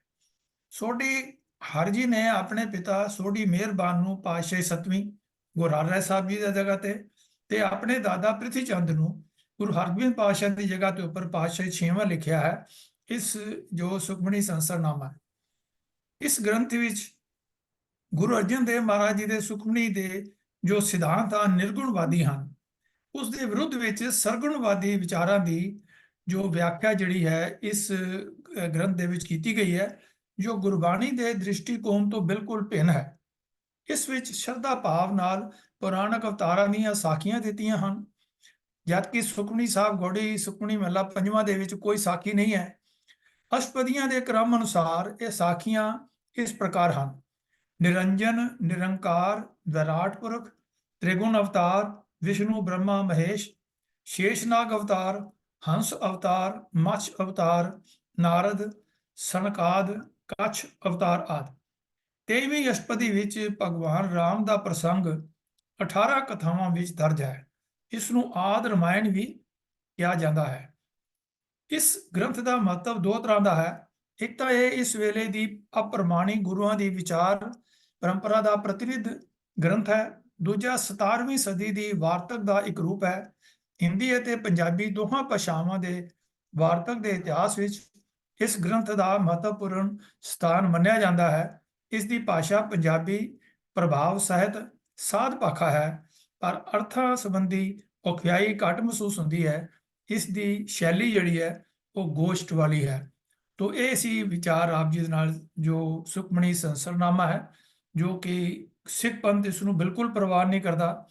ਔਰ ਇਸ ਦੀ ਡਿਟੇਲ ਜਿਹੜੀ ਹੈ ਮੈਂ ਆਪ ਜੀ ਦੇ ਨਾਲ ਭਾਸ਼ਾ ਵਿਭਾਗ ਪੰਜਾਬ ਦੇ ਜੋ ਪੰਜਾਬ ਕੋਸ਼ ਜਿਲਦ ਪਹਿਲੀ ਦੇ ਵਿੱਚ ਵਰਣਨ ਹੈ, ਉਸ ਦਾ ਆਪ ਜੀ ਦੇ ਨਾਲ ਮੈਂ ਸਾਂਝ ਕੀਤੀ ਹੈ। ਤੋ ਵਿਚਾਰ ਕਰਦਾ ਹੋਈਆਂ ਅਨੇਕਾਂ ਭੁੱਲਾਂ ਦੀ ਆਪ ਪਾਸੋਂ ਦੋ ਹੱਥ ਜੋੜ ਕੇ ਖਿਮਾ ਮੰਗਦਾ ਹਾਂ। ਗੱਜ ਕੇ ਫਤਿਹ ਬੁਲਾਓ। ਵਾਹਿਗੁਰੂ ਜੀ ਕਾ ਖਾਲਸਾ, ਵਾਹਿਗੁਰੂ ਜੀ ਕੀ ਫਤਿਹ। ਤੋ ਸੰਗਤ ਜੀ, ਅਸੀਂ ਧੰਨਵਾਦ ਕਰਦੇ ਹਾਂ ਸਰ ਫੂਲਾ ਸਿੰਘ ਜੀ ਦਾ ਵੀ, ਜਿਨ੍ਹਾਂ ਨੇ ਇਹ ਸਵਾਲ ਭੇਜਿਆ, ਕਿਉਂਕਿ ਇਹ ਜਿਹੜੀਆਂ ਚੀਜ਼ਾਂ ਨੇ ਇਹ ਬਹੁਤ ਸਾਰੀ ਅਸਾਂ ਲੋਕਾਂ ਨੂੰ ਕਈ ਵਾਰੀ ਇਹਦਾ ਖਿਆਲ ਹੀ ਨਹੀਂ। ਪਰੰਤੂ ਦੂਜੇ ਪਾਸੇ ਇੱਕ ਗੱਲ ਬੜੀ ਸਪਸ਼ਟ ਹੈ ਕਿ ਗੁਰੂ ਘਰ ਨਾਲ ਸ਼ਰੀਕਾ ਜਿਹੜਾ ਉਹ ਆਦਿ ਕਾਲ ਤੋਂ ਚੱਲਿਆ ਆ ਰਿਹਾ। ਧੰਨ ਗੁਰੂ ਨਾਨਕ ਸਾਹਿਬ ਸੱਚੇ ਪਾਤਸ਼ਾਹ ਤੋਂ ਲੈ ਕੇ ਹੁਣ ਤੱਕ ਵੀ ਉਹ ਸ਼ਰੀਕਾ ਜਿਹੜਾ ਚੱਲਿਆ ਆ ਰਿਹਾ। ਠੀਕ ਹੈ, ਸਿੱਖ ਕੌਮ ਦੀ ਬੜੀ ਵਿਲੱਖਣਤਾ ਹੈ, ਔਰ ਮੈਂ ਸਮਝਦਾ ਵੀ ਜਿਹੜੀ ਚੀਜ਼ ਵਿਲੱਖਣ ਹੋਵੇ ਹਮਲੇ ਵੀ ਉੱਤੇ ਹੀ ਹੁੰਦੇ ਨੇ। ਜਿਹੜੀ ਆਮ ਚੀਜ਼ ਚੁਲਦੀ ਉਹਨੂੰ ਤੇ ਕੋਈ ਵੀ ਨਹੀਂ ਪੁੱਛਦਾ। ਸਿੱਖ ਕੌਮ ਵਿਲੱਖਣ ਹੈ, ਸਾਨੂੰ ਆਪਣੀ ਵਿਲੱਖਣਤਾ ਕਾਇਮ ਰੱਖਣੀ ਚਾਹੀਦੀ ਹੈ। ਉਹਦੇ ਲਈ ਜ਼ਰੂਰੀ ਹੈ ਕਿ ਇਹ ਜਿਹੜੀਆਂ ਤਾਕਤਾਂ ਨੇ, ਜਿਹੜੀਆਂ ਗੁਰਬਾਣੀ ਤੇ ਉਲਟ ਜਿਹੜੀਆਂ ਨੇ ਪ੍ਰਚਾਰ ਕਰਦੇ ਨੇ, ਕਰਦੇ ਵੀ ਕਹਿਣਾ ਚਾਹੀਏ ਉਹ ਮਤਲਬ ਦੀ ਸੋ ਕਾਲਡ ਸਿੱਖ ਸੰਗਤ ਜੀ, ਇਹ ਠੀਕ ਹੈ ਵੀ ਸਿੱਖੀ ਦੇ ਅਸੂਲਾਂ ਤੇ ਪੂਰੇ ਉਤਰਦੇ ਕਿ ਨਹੀਂ ਵੱਖਰੀ ਗੱਲ ਹੈ, ਉਹ ਤੇ ਅਸੀਂ ਪਤਾ ਨਹੀਂ ਕਿੰਨੇ ਕੁ ਉਤਰਦੇ ਹਾਂ। ਪਰੰਤੂ ਇਹ ਉਹਨਾਂ ਵਿੱਚ ਇਹ ਸਾਰਾ ਪ੍ਰਚਾਰ ਕੀਤਾ ਜਾ ਰਿਹਾ ਹੈ। ਔਰ ਮੈਂ ਖੁਦ ਦੇਖ ਰਿਹਾ ਸਾਂ ਕਿ ਹੁਣ ਤੇ ਸੰਸਰਨਾਮਾ ਦੀ ਐਪ ਵੀ ਜਿਹੜੀ ਹੈ ਉਹਨਾਂ ਨੇ ਬਣਾ ਕੇ ਰੱਖੀ, ਤੁਸੀਂ ਡਾਊਨਲੋਡ ਕਰ ਲਓ। ਮਤਲਬ ਆਪਾਂ ਸਾਨੂੰ ਸੋਚਣ ਦੀ ਲੋੜ ਇਹ ਹੈ ਕਿ ਸਾਡਾ ਪ੍ਰਚਾਰ ਦਾ ਢੰਗ ਜਿੰਨਾ ਕੁ ਹੈ ਉਹ ਸਤਿਗੁਰੂ ਕਿਰਪਾ ਕਰਨ ਜਿੰਨਾ ਚਾਹੀਦਾ ਸੀ ਉਹਨਾਂ ਤੇ ਨਹੀਂ ਹੈ। ਪਰੰਤੂ ਜਿਹੜਾ ਇਹ ਵਿਰੋਧੀ ਪ੍ਰਚਾਰ ਹੈ ਇਹ ਵੀ ਬੜਾ ਤੇਜ਼ੀ ਨਾਲ ਚੱਲ ਰਿਹਾ। ਸਾਨੂੰ ਇਹਦੇ ਬਾਰੇ ਜਾਗਰੂਕ ਹੋਣਾ ਚਾਹੀਦਾ। ਮੈਂ ਧੰਨਵਾਦ ਕਰਦਾ ਜਿੱਥੇ ਸਾਹਿਬ ਫੂਲਾ ਸਿੰਘ ਜੀ ਦਾ, ਉੱਥੇ ਵੀਰ ਤਜਿੰਦਰ ਸਿੰਘ ਜੀ ਦਾ, ਕਿ ਉਹਨਾਂ ਨੇ ਇਸ ਦਾ ਉੱਤਰ ਲੱਭ ਕੇ ਸੰਗਤ ਦੇ ਸਾਹਮਣੇ ਰੱਖਿਆ। ਤੋ ਸੰਗਤ ਜੀ, ਹੋਰ ਕਿਸੇ ਦਾ ਕੋਈ ਵਿਚਾਰ ਹੋਵੇ, ਔਰ ਮੈਂ ਬੇਨਤੀ ਕਰਾਂਗਾ ਕਿ ਇਹੋ ਜਿਹੀਆਂ ਚੀਜ਼ਾਂ ਬਾਰੇ ਸਾਨੂੰ ਸਾਰਿਆਂ ਨੂੰ ਹੋਰ ਵਿਚਾਰ ਕਰਨੀ ਚਾਹੀਦੀ, ਤੇ ਜਿਹੜੇ ਕੋਈ ਨਵੇਂ ਹੋਰ ਵਿਚਾਰ ਲੱਭਣਗੇ ਸਮੇਂ-ਸਮੇਂ ਸਾਡੇ ਨਾਲ ਸਾਂਝੇ ਕਰਨਾ ਜੀ। ਆਓ ਆਪਾਂ ਸੰਗਤ ਜੀ ਅਗਲੇ ਸਵਾਲ ਵੱਲ ਚੱਲਦੇ ਹਾਂ। ਅਗਲਾ ਸਵਾਲ ਸੰਗਤ ਜੀ, ਜਿਸ ਵੇਲੇ ਸ੍ਰੀ ਗੁਰੂ ਗ੍ਰੰਥ ਸਾਹਿਬ ਜੀ ਦੀ ਸੰਪਾਦਨਾ ਕੀਤੀ ਗੁਰੂ ਅਰਜਨ ਸਾਹਿਬ ਸੱਚੇ ਪਾਤਸ਼ਾਹ ਜੀ ਨੇ, ਤਾਂ ਉਹਨਾਂ ਨੇ ਬਾਣੀਆਂ ਨੂੰ ਰਾਗਾਂ ਦੇ ਤਰਤੀਬ ਨਾਲ ਵੰਡ ਕੇ ਗੁਰੂ ਗ੍ਰੰਥ ਸਾਹਿਬ ਵਿੱਚ ਸ਼ੋਭਤ ਕੀਤਾ। ਔਰ ਉੱਥੇ ਅਸੀਂ ਦੇਖਦੇ ਹਾਂ ਕਿ ਜਿਹੜੇ ਉੱਪਰ ਸਿਰਲੇਖ ਨੇ ਉਹਨਾਂ ਵਿੱਚ ਜਿੱਥੇ ਮਹਿਲਾ ਪਹਿਲਾ, ਦੂਜਾ, ਤੀਜਾ, ਪੰਜਵਾਂ ਹੁੰਦਾ ਹੈ, ਉੱਥੇ ਕਈ ਵਾਰੀ ਨਾਲ ਘਰ ਵੀ ਲਿਖਿਆ ਹੁੰਦਾ। ਤੋ ਸਵਾਲਕਰਤਾ ਨੇ ਪੁੱਛਿਆ ਸਮਨਜੀਤ ਸਿੰਘ ਜੀ ਨੇ ਕਿ ਜਿਹੜੇ 17 ਘਰ ਨੇ, ਕਿਉਂਕਿ ਕਿਹਾ ਜਾਂਦਾ ਜੀ ਘਰਾਂ ਦੀ ਗਿਣਤੀ 17, ਜਿਹੜੇ 17 ਘਰ ਨੇ ਇਹਨਾਂ ਦਾ ਸੰਬੰਧ ਸ਼ਬਦ ਜੋੜ ਨਾਲ ਹੈ ਜਾਂ ਤਾਲ ਨਾਲ। ਸਾਹਿਬਤੀ ਸਿੰਘ ਜੀ ਤੁਸੀਂ ਕਿਰਪਾ ਕਰੋ ਇਹਦੇ ਬਾਰੇ ਦੱਸੋ ਕਿ ਘਰਾਂ ਦਾ ਸੰਬੰਧ ਸ਼ਬਦ ਜੋੜ ਨਾਲ ਹੈ ਜਾਂ ਤਾਲ ਨਾਲ? ਸਾ MP ਸਿੰਘ। ਵਾਹਿਗੁਰੂ ਜੀ ਕਾ ਖਾਲਸਾ ਵਾਹਿਗੁਰੂ ਜੀ ਕੀ ਫਤਿਹ। ਵਾਹਿਗੁਰੂ ਜੀ ਕੀ ਫਤਿਹ ਜੀ। ਜਿਵੇਂ ਆਪ ਸਾਰੇ ਜਾਣੂ ਹੋ ਕਿ ਗੁਰੂ ਗ੍ਰੰਥ ਸਾਹਿਬ ਜੀ ਦੀ ਬਾਣੀ ਗੁਰੂ ਅਰਜਨ ਦੇਵ ਜੀ ਨੇ ਰਾਗਾਂ ਦੇ ਵਿੱਚ ਬੱਧ ਕੀਤੀ ਹੋਈ ਹੈ। ਰਾਗਾਂ ਦੇ ਅਨੁਸਾਰ ਹੀ ਸਾਰੀ ਦਰਜ ਹੋਈ ਹੈ। ਕੁੱਲ 31 ਰਾਗ ਹਨ। ਤੇ ਰਾਗਾਂ ਦੇ ਸਿਰਲੇਖ ਵਿੱਚ ਜਿਵੇਂ ਕਿ ਵੀਰ ਜੀ ਨੇ ਉਹਨੇ ਦੱਸਿਆ ਹੀ ਹੈ ਕਿ ਨਾਲ ਜਿੱਥੇ ਰਾਗ ਦਾ ਨਾਮ ਆਉਂਦਾ ਹੈ, ਮਹਿਲਾ ਆਉਂਦਾ ਹੈ, ਉਹਦੇ ਨਾਲ ਅੱਗੇ ਘਰ ਵੀ ਆਉਂਦੇ ਹਨ ਜਿਨ੍ਹਾਂ ਦੇ ਨਾਲ ਗਿਣਤੀ ਲਿਖੀ ਹੁੰਦੀ ਹੈ, ਔਰ ਘਰ ਪਹਿਲਾ ਤੋਂ ਲੈ ਕੇ ਘਰ 17ਵਾਂ ਤੱਕ ਸਿਰਲੇਖ ਮਿਲਦੇ ਹਨ। ਤੋ ਸੰਗੀਤ ਦੀ ਜੋ ਜਾਣਕਾਰੀ ਰੱਖਣ ਵਾਲੇ ਵਿਦਵਾਨ ਹਨ, ਔਰ ਬਾਕੀ ਵੀ ਸੰਗਤਾਂ ਨੂੰ ਇਸ ਗੱਲ ਬਾਰੇ ਜਾਣਕਾਰੀ ਤਾਂ ਹੋਏਗੀ ਕਿ ਵੀ ਰਾਗਾਂ ਦਾ ਜੋ ਸੰਬੰਧ ਹੈ ਉਹ ਗਾਇਨ ਦੇ ਕਲਾ ਦੇ ਨਾਲ ਹੈ, ਸਵਰਾਂ ਦੇ ਨਾਲ ਹੈ। ਰਾਗਾਂ ਦਾ ਜੋ ਆਪਣਾ ਸਰੂਪ ਹੈ ਉਹ ਸਵਰਾਂ ਦੇ ਹਿਸਾਬ ਨਾਲ ਨਿਸ਼ਚਿਤ ਕੀਤਾ ਜਾਂਦਾ ਹੈ। ਕਿਹੜੇ ਸਵਰ ਲੱਗਣੇ ਹਨ, ਕਿਹੜੇ ਵਿੱਚੋਂ ਉਹਨਾਂ ਦੇ ਵਰਜਿਤ ਹਨ, ਇਹਨਾਂ ਦੇ ਉੱਤੇ ਜ਼ੋਰ ਦਿੱਤਾ ਜਾਣਾ ਹੈ, ਟੇਕ ਕਿਤੇ ਤੇ ਰੱਖਣੀ ਹੈ, ਇਹ ਸਾਰੀਆਂ ਚੀਜ਼ਾਂ ਰਾਗ ਦੇ ਸਰੂਪ ਨੂੰ ਨਿਸ਼ਚਿਤ ਕਰਦੀਆਂ। ਪਰ ਇੱਕੋ ਹੀ ਰਾਗ ਨੂੰ ਵੱਖ-ਵੱਖ ਸਪੀਡ ਦੇ ਉੱਤੇ ਔਰ ਵੱਖ-ਵੱਖ ਸਟਾਈਲ ਦੇ ਨਾਲ ਗਾਇਨ ਕੀਤਾ ਜਾ ਸਕਦਾ ਹੈ। ਜਿਸ ਟੈਂਪੋ ਵਿੱਚ ਗਾਇਆ ਜਾਂਦਾ ਹੈ, ਜਿਸ ਤਰੀਕੇ ਦੇ ਨਾਲ ਉਹਦੇ ਬੋਲਾਂ ਦੀ ਵੰਡ ਕੀਤੀ ਜਾਂਦੀ ਹੈ, ਉਹ ਚੀਜ਼ ਤਾਲ ਦੇ ਨਾਲ ਨਿਸ਼ਚਿਤ ਹੁੰਦੀ ਹੈ। ਤੋ ਸ਼ਾਸਤਰੀ ਸੰਗੀਤ ਜੋ ਭਾਰਤੀ ਸ਼ਾਸਤਰੀ ਸੰਗੀਤ ਹੈ ਉਹਦੇ ਵਿੱਚ ਜਦੋਂ ਵੀ ਕੋਈ ਗਾਇਨ ਕਰਦਾ ਹੈ ਤੇ ਰਾਗ ਅਤੇ ਤਾਲ ਇਹ ਦੋਨੋਂ ਚੀਜ਼ਾਂ ਹੀ ਉਹਦੇ 'ਚ ਨਿਸ਼ਚਿਤ ਕਰਕੇ ਗਾਈਆਂ ਜਾਂਦੀਆਂ ਹਨ। ਉਹ ਵੱਖਰੀ ਗੱਲ ਹੈ ਕਿ ਵੀ ਇੱਕੋ ਹੀ ਪੇਸ਼ਕਾਰੀ ਦੇ ਅੰਦਰ ਵੱਖ-ਵੱਖ ਰਾਗਾਂ ਦਾ ਮਿਸ਼ਰਣ ਅਤੇ ਵੱਖ-ਵੱਖ ਤਾਲਾਂ ਦਾ ਮਿਸ਼ਰਣ ਵੀ ਗਾਇਨ ਦੀ ਖੂਬਸੂਰਤੀ ਨੂੰ ਵਧਾਉਣ ਵਾਸਤੇ ਕੀਤਾ ਜਾਂਦਾ ਹੈ। ਪਰ ਤਾਲ ਜਿਹੜੀ ਹੈ ਉਹ ਨਿਸ਼ਚਿਤ ਕਰਦੀ ਹੈ ਕਿ ਜਿਹੜੇ ਰਾਗ ਵਿੱਚ ਕੋਈ ਚੀਜ਼ ਗਾਈ ਜਾ ਰਹੀ ਹੈ ਉਹ ਉਹਦੇ ਬੋਲ ਵੰਡ ਕਿਸ ਤਰ੍ਹਾਂ ਦੀ ਹੋਏਗੀ ਤੇ ਕਿਸ ਟੈਂਪੋ ਤੇ ਉਹਨੂੰ ਗਾਇਆ ਜਾਏਗਾ। ਉਹ ਗੁਰੂ ਗ੍ਰੰਥ ਸਾਹਿਬ ਜੀ ਦੇ ਅੰਦਰ ਹੁਣ ਰਾਗ ਤਾਂ ਗੁਰੂ ਸਾਹਿਬ ਨੇ ਨਿਸ਼ਚਿਤ ਕੀਤੇ ਹੀ ਹੋਏ ਹਨ। ਉਹ ਬਾਕੀ ਗੱਲ ਰਹਿ ਜਾਂਦੀ ਹੈ ਕਿ ਵੀ ਹੁਣ ਤਾਲ ਕਿਹੜੇ ਵਿੱਚ ਉਹਦਾ ਗਾਇਨ ਕਰਨਾ ਹੈ। ਉਹ ਇਸ ਲਈ ਬਹੁਤ ਸਾਰੇ ਸੰਗੀਤ ਦੇ ਵਿਦਵਾਨਾਂ ਦਾ ਜੋ ਗੁਰਬਾਣੀ ਸੰਗੀਤ ਦੇ ਬਾਰੇ ਗਿਆਨ ਰੱਖਦੇ ਹਨ, ਉਹਨਾਂ ਦਾ ਇਹ ਮਤ ਹੈ ਕਿ ਜਿਹੜੇ ਘਰ ਹਨ ਇਹ ਤਾਲ ਦੇ ਹੀ ਸੂਚਕ ਹਨ। ਤੇ ਇਸੇ ਹੀ ਲੜੀ ਦੇ ਅੰਦਰ ਉਹਨਾਂ ਨੇ ਯਤਨ ਵੀ ਕੀਤੇ ਕਿ ਬਈ ਵੱਖ-ਵੱਖ ਘਰਾਂ ਨੂੰ ਵੱਖ-ਵੱਖ ਤਾਲਾਂ ਦੇ ਨਾਲ, ਜਿਹੜੇ ਤਾਲ ਭਾਰਤੀ ਸ਼ਾਸਤਰੀ ਸੰਗੀਤ ਦੇ ਤਾਲ ਹਨ ਉਹਨਾਂ ਦੇ ਨਾਲ ਉਹਨਾਂ ਨੂੰ ਜੋੜ ਕੇ ਨਿਸ਼ਚਿਤ ਵੀ ਕੀਤਾ ਜਾਵੇ।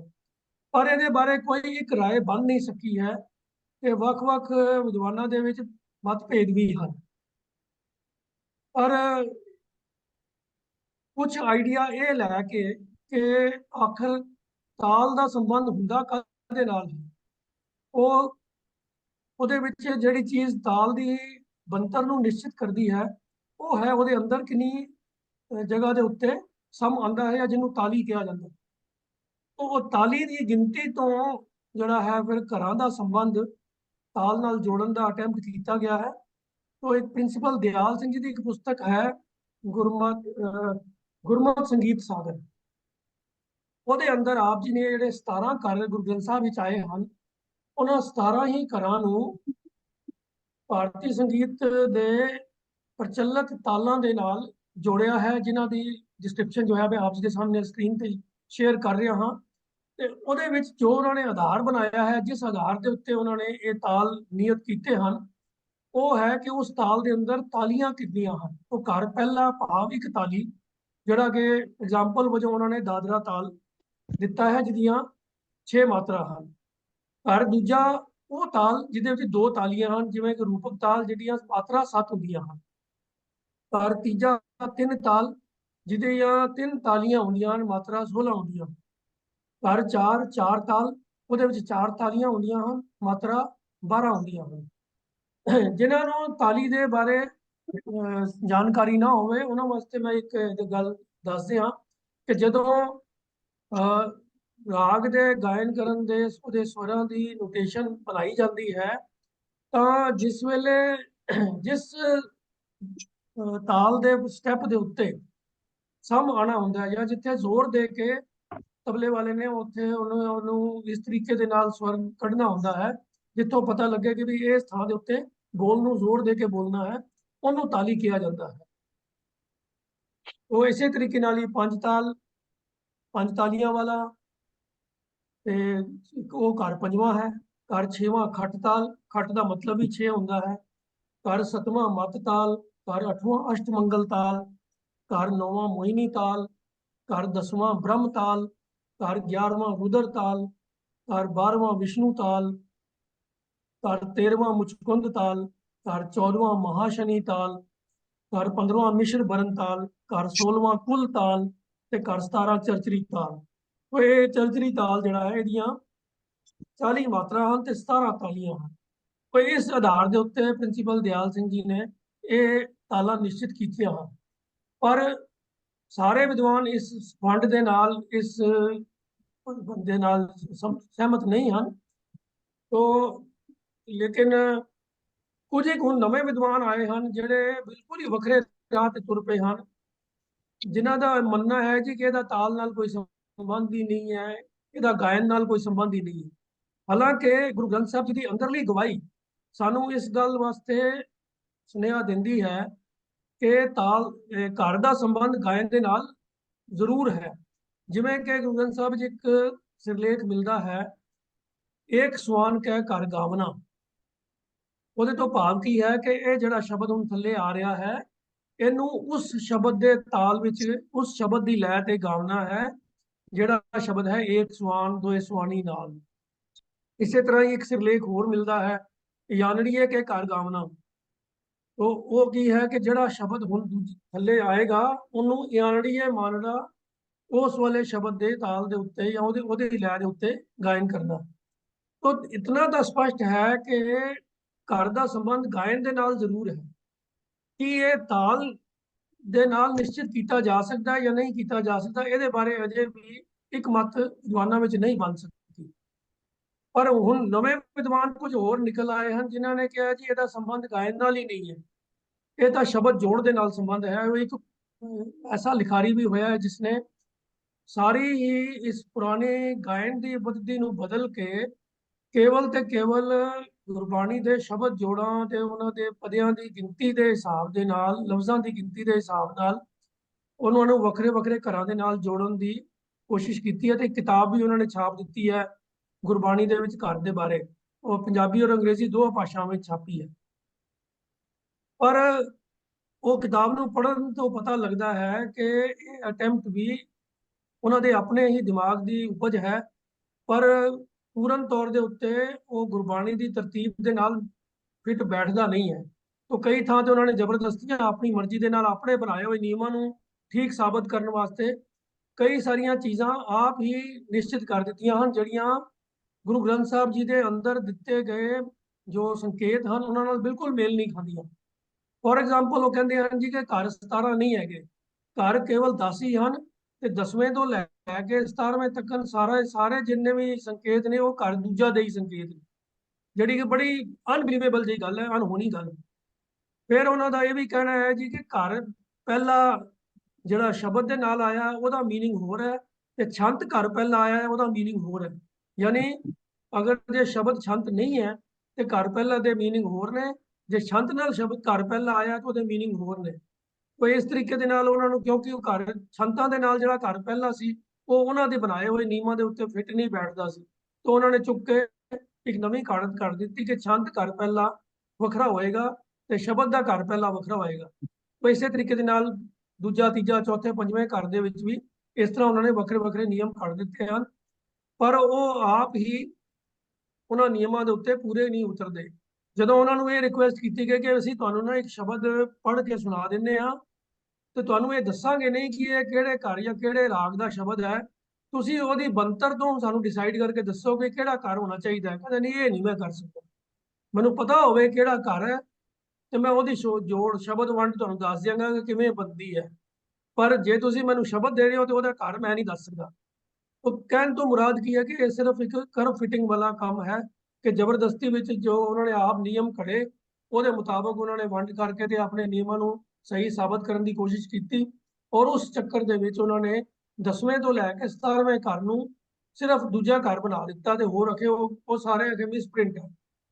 10ਵਾਂ 11ਵਾਂ 12ਵਾਂ 13ਵਾਂ 14ਵਾਂ 15 16 17 ਸਾਰੇ ਹੀ ਘਰ ਦੂਜੇ ਹੋਣਾ ਚਾਹੀਦੇ ਨੇ, ਜਿਹੜੇ ਕਿ ਨਾ ਮੰਨਣਯੋਗ ਸਟੇਟਮੈਂਟ ਹੈ। ਪਰ ਇਸ ਤੋਂ ਇੰਨਾ ਕੁ ਨਿਰਣਾ ਅਸੀਂ ਕੱਢ ਸਕਦੇ ਹਾਂ ਕਿ ਘਰ ਦਾ ਸੰਬੰਧ ਗਾਇਨ ਦੇ ਨਾਲ ਜ਼ਰੂਰ ਹੈ। ਹੋ ਸਕਦਾ ਹੈ ਬਹੁਤ ਹੱਦ ਤੱਕ ਇਹ ਮੁਮਕਿਨ ਲੱਗਦਾ ਹੈ ਕਿ ਇਹ ਤਾਲਾਂ ਦੇ ਨਾਲ ਇਹਦਾ ਸੰਬੰਧ ਹੋਵੇ। ਇਹ ਜ਼ਰੂਰੀ ਨਹੀਂ ਹੈ ਕਿ ਜਿਹੜੀ 17 ਤਾਲਾਂ ਪ੍ਰੋਫੈਸਰ ਦਿਆਲ ਸਿੰਘ ਜੀ ਨੇ ਨਿਸ਼ਚਿਤ ਕੀਤੀਆਂ ਹਨ ਜ਼ਰੂਰ ਉਹੀ ਤਾਲਾਂ ਹੀ ਹੋਣ। ਕੁਝ ਵੱਖਰੀਆਂ ਤਾਲਾਂ ਵੀ ਹੋ ਸਕਦੀਆਂ ਨੇ, ਕਿਉਂਕਿ ਕਈ ਸਾਰੇ ਐਸੇ ਤਾਲ ਹਨ ਜਿਨ੍ਹਾਂ ਦੇ ਵਿੱਚ ਇੱਕੋ ਹੀ ਗਿਣਤੀ ਦੀਆਂ ਤਾਲੀਆਂ ਹੁੰਦੀਆਂ ਹਨ, ਮਾਤਰਾਵਾਂ ਵੱਖਰੀਆਂ ਹੁੰਦੀਆਂ। तो ये गल अजे होर भी खोज की मुहताज है, पर इतना निश्चित है जो गुरु ग्रंथ साहब जी के अंदरले संकेत हैं कि घर का संबंध गायन के नाल जरूर है। इतनी बेनती प्रवान करनी जी। वाहिगुरू जी का खालसा, वाहिगुरू। वाहिगुरू जी की फतेह। सा मनजीत सिंह ने बड़ा बरीक सवाल पाया। हर साल MP सिंह जी ने बड़े ही खोज ਦੇ ਨਾਲ ਬੜੀ ਮਿਹਨਤ ਦੇ ਨਾਲ ਜੋ ਕੁਝ ਉਹਨਾਂ ਨੂੰ ਮਿਲ ਸਕਿਆ ਸੰਗਤ ਦੇ ਸਾਹਮਣੇ ਰੱਖਿਆ। ਤੋ ਸੰਗਤ ਜੀ ਇਹ ਜਿਵੇਂ ਵੀਰ ਜੀ ਨੇ ਆਪ ਹੀ ਦੱਸਿਆ ਇਹਦੇ ਚ ਡਿਫਰੈਂਟ ਓਪੀਨੀਅਨਸ ਜਿਹੜੀਆਂ ਨੇ ਉਹ ਚੱਲ ਰਹੀਆਂ ਨੇ ਘਰ ਬਾਰੇ। ਤੋ ਪਰ ਦੂਜੇ ਪਾਸੇ ਦੇਖੋ ਕਿੰਨੀ ਦੇਖ ਕੇ ਸਾਨੂੰ ਹੁੰਦੀ ਹੈ ਕਿ ਕਿੰਨਾ ਗੁਰੂ ਗ੍ਰੰਥ ਸਾਹਿਬ ਦੀ ਜਿਹੜੀ ਸੰਪਾਦਨਾ ਕਿੱਡਾ ਅਦੁੱਤੀ ਸ਼ਾਹਕਾਰ ਹੈ ਜੀ। ਜੇਕਰ ਆਪਾਂ ਹੁਣ ਤੁਸੀਂ ਦੇਖੋ ਉਹਦੇ ਚ ਵਿਸ਼ੇ ਵਸਤੂ ਦੀ ਗੱਲ ਦੇਖੀਏ ਤਾਂ ਜ਼ਿੰਦਗੀ ਦਾ ਕੋਈ ਸਵਾਲ ਐਸਾ ਨਹੀਂ ਜਿਹੜਾ ਉੱਤਰ ਗੁਰੂ ਗ੍ਰੰਥ ਸਾਹਿਬ ਚੋਂ ਨਾ ਮਿਲਦਾ ਹੋਵੇ। ਫਿਰ ਜੇਕਰ ਆਪਾਂ ਕਿਸੇ ਤਰੀਕੇ ਵੀ ਲਾ ਲਈਏ ਕਿ ਕਿਸੇ ਇੱਕ ਵਿਅਕਤੀ ਦੀ ਰਚਨਾ ਨਹੀਂ ਹੈ, 35 ਮਹਾਂਪੁਰਖਾਂ ਦੀ ਰਚਨਾ ਨੂੰ ਇਕੱਠਾ ਕੀਤਾ, ਫਿਰ ਮਹਾਂਪੁਰਖਾਂ ਦੇ ਔਰ ਗੁਰੂ ਸਾਹਿਬਾਨ ਨੇ ਆਪਣੇ ਜੀਵਨ ਕਾਲ ਦੇ ਵਿੱਚ ਇਹਨੂੰ ਉਚਾਰਿਆ ਵੀ ਬਾਣੀ ਨੂੰ ਤੇ ਸੰਪਾਦਿਤ ਵੀ ਹੋਇਆ ਔਰ ਗੁਰਗੱਦੀ ਵੀ ਦਿੱਤੀ ਗਈ। तो बड़े ही अजीब मतलब बड़ियां अजीब अजीब गल्लां ਜਿਹੜੀਆਂ ਨੇ ਔਰ ਜਿਹੜੀਆਂ ਬੜੀਆਂ ਯੂਨੀਕ ਨੇ ਉਹ ਗੁਰੂ ਗ੍ਰੰਥ ਸਾਹਿਬ ਬਾਰੇ ਹਨ। ਜਿਵੇਂ ਅੱਜ ਦੇ ਸ਼ਬਦ ਚ ਵੀ ਤੁਸੀਂ ਸਵਾਲ ਤੁਸੀਂ ਦੇਖਿਆ ਕਿ ਘਰ ਦੀ ਗੱਲ ਆ ਗਈ ਹੈ। ਸੋ ਜੇਕਰ ਆਪਾਂ ਸੰਗੀਤਕ ਪੱਖੋਂ ਵੀ ਦੇਖੀਏ ਤੇ ਗੁਰੂ ਗ੍ਰੰਥ ਸਾਹਿਬ ਦੀ ਰਚਨਾ ਇੱਕ ਬੜੀ ਹੀ ਅਦੁੱਤੀ ਰਚਨਾ ਹੈ। ਸਤਿਗੁਰੂ ਕਿਰਪਾ ਕਰਨ ਸਾਨੂੰ ਇਸ ਗੱਲ ਦਾ ਮਾਣ ਹੈ ਕਿ ਅਸੀਂ ਉਸ ਗੁਰੂ ਦੇ ਉਸ ਸ਼ਬਦ ਗੁਰੂ ਦੇ ਅਸੀਂ ਉਹਨਾਂ ਦੇ ਫਾਲੋਅਰਸ ਹਾਂ। तो मैं ਧੰਨਵਾਦ ਕਰਦਾ ਸਾਹਿਬ ਮਨਿੰਦਰਪਾਲ ਸਿੰਘ ਜੀ ਆਪ ਜੀ ਦਾ ਬੜੀ ਮਿਹਨਤ ਦੇ ਨਾਲ ਇਹ ਜਿਹੜਾ ਬਰੀਕ ਸਵਾਲ ਸੀ ਆਪ ਜੀ ਨੇ ਉਹਨੂੰ ਹੱਲ ਕਰਨ ਦੀ ਕੋਸ਼ਿਸ਼ ਕੀਤੀ। ਬਹੁਤ ਬਹੁਤ ਧੰਨਵਾਦ ਹੈ ਸੰਗਤ ਜੀ। ਗਰੁੱਪ ਚੈਟ ਵਿੱਚ ਪਿਛਲੇ ਹਫਤੇ ਸਵਾਲ ਸੀਗਾ ਕਿ ਭਾਈ ਬੇਨ ਦਾਸ ਝੰਗ ਤੋਂ ਜਿਹੜੇ ਉਹਨਾਂ ਦੱਸਿਆ ਭਾਈ ਬੇਨ ਦਾਸ ਝੰਗ ਉਹ ਸਿਆਲ ਉਹ ਇਲਾਕਾ ਜਿਹੜਾ ਹੁਣ ਇਸ ਵੇਲੇ ਪਾਕਿਸਤਾਨ 'ਚ ਉਸ ਏਰੀਏ ਨਾਲ ਸੰਬੰਧਿਤ ਸਨ ਤੇ ਗੁਰੂ ਗੋਬਿੰਦ ਸਿੰਘ ਮਹਾਰਾਜ ਦੇ ਨਾਲ ਉਹਨਾਂ ਦੀ ਬੜੀ ਨੇੜਤਾ ਜਾਂ ਉਹਨਾਂ ਨੇ ਸੇਵਾ ਕੀਤੀ ਹੈ, ਉਹਦੇ ਬਾਰੇ ਦੱਸੋ। ਤੋ ਜਿਨ੍ਹਾਂ ਦਾ ਸਵਾਲ ਹੈ ਮੈਂ ਬੇਨਤੀ ਕਰਨੀ ਚਾਹੁੰਦਾ ਕਿ ਸਾਨੂੰ ਭਾਈ ਬੇਨ ਦਾਸ ਦੇ ਨਾਮ ਨਾਲ ਕੋਈ ਇਹ ਚੀਜ਼ ਲੱਭ ਨਹੀਂ ਸਕੀ। ਤੁਹਾਡੇ ਕੋਲ ਕੋਈ ਜਿਨ੍ਹਾਂ ਨੇ ਸਵਾਲ ਕੀਤਾ ਕੋਈ ਹੋਰ ਇਨਫੋਰਮੇਸ਼ਨ ਇਹਦੇ ਬਾਰੇ ਹੋਵੇ ਤਾਂ ਸਾਨੂੰ ਦੱਸੋ ਤੇ ਅਸੀਂ ਕੋਸ਼ਿਸ਼ ਕਰ ਸਕਦੇ ਹਾਂ, ਜਾਂ ਸੰਗਤ ਵਿੱਚੋਂ ਕਿਸੇ ਵੀਰ ਭੈਣ ਨੂੰ ਪਤਾ ਹੋਵੇ ਕੋਈ ਭਾਈ ਬੇਨ ਦਾਸ ਹੋਏ ਨੇ ਝੰਗ ਤੋਂ ਤਾਂ ਉਹ ਸਾਨੂੰ ਉਹਦੇ ਬਾਰੇ ਸਾਨੂੰ ਜਾਣ ਪਛਾਣ ਕਰਾ ਸਕਦੇ ਨੇ ਤਾਂ ਜੇ ਅਸੀਂ ਉਸ ਪਾਸੇ ਤੁਰ ਸਕੀਏ। ਨਹੀਂ ਤੇ ਅਸੀਂ ਜਿਨ੍ਹਾਂ ਦਾ ਸਵਾਲ ਹੈ ਉਹਨਾਂ ਕੋਲ ਖਿਮਾ ਮੰਗਦੇ ਹਾਂ। ਤੋ ਆਓ ਸੰਗਤ ਜੀ ਅਗਲਾ ਸਵਾਲ ਡਾਕਟਰ ਦਰਸ਼ਨ ਸਿੰਘ ਜੀ ਦਾ। ਉਹਨਾਂ ਨੇ ਸਵਾਲ ਦੇ ਦੋ ਇਹਦੇ ਪਾਰਟ ਨੇ ਜੀ। ਪਹਿਲੇ ਪਾਰਟ 'ਚ ਉਹਨਾਂ ਪੁੱਛਿਆ ਵੀ ਗੁਰਗੱਦੀ ਦੀ ਪਰੰਪਰਾ ਕੀ ਹੈ ਸਿੱਖ ਮਤ ਵਿੱਚ ਜਿਹੜੀ ਗੁਰਗੱਦੀ ਸੌਂਪੀ ਹੈ, ਕਿਉਂਕਿ 10 ਜਾਮਿਆਂ 'ਚ ਗੁਰੂ ਸਾਹਿਬਾਨ ਰਹੇ ਨੇ ਤੋ ਗੁਰਗੱਦੀ ਦੀ ਪਰੰਪਰਾ ਕੀ ਹੈ। ਦੂਸਰਾ ਪਾਰਟ ਹੈ ਕਿ ਗੁਰੂ ਅੰਗਦ ਸਾਹਿਬ ਸੱਚੇ ਪਾਤਸ਼ਾਹ ਨੂੰ ਜਿਸ ਵੇਲੇ ਗੁਰਗੱਦੀ ਦਿੱਤੀ ਗਈ ਬਖਸ਼ਿਸ਼ ਹੋਈ ਗੁਰੂ ਨਾਨਕ ਸਾਹਿਬ ਪਾਤਸ਼ਾਹ ਵੱਲੋਂ ਤਾਂ ਉਹਨਾਂ ਗੁਰੂ ਅੰਗਦ ਸਾਹਿਬ ਸੱਚੇ ਪਾਤਸ਼ਾਹ ਜਿਹੜਾ ਪਹਿਲਾ ਨਾਮ ਜਿਹਨਾਂ ਦਾ ਭਾਈ ਲਹਿਣਾ ਉਹ ਕਿਹਨਾਂ ਕਾਰਨਾਂ ਕਰਕੇ ਭਾਈ ਲਹਿਣਾ ਨੂੰ ਗੁਰੂ ਅੰਗਦ ਬਣਾਇਆ ਗਿਆ। ਤੋ ਬੇਨਤੀ ਹੈ ਡਾਕਟਰ ਤੇਜਿੰਦਰ ਸਿੰਘ ਜੀ ਇਸ ਸਵਾਲ ਦੇ ਜਿਹੜੇ ਦੋਨੋਂ ਪਾਰਟ ਨੇ ਉਹ ਕਿਰਪਾ ਕਰਕੇ ਸਾਨੂੰ ਸਪਸ਼ਟ ਕਰੋ ਜੀ। ਡਾਕਟਰ ਤੇਜਿੰਦਰ ਸਿੰਘ। ਵਾਹਿਗੁਰੂ ਜੀ ਕਾ ਖਾਲਸਾ, ਵਾਹਿਗੁਰੂ ਜੀ ਕੀ ਫਤਿਹ।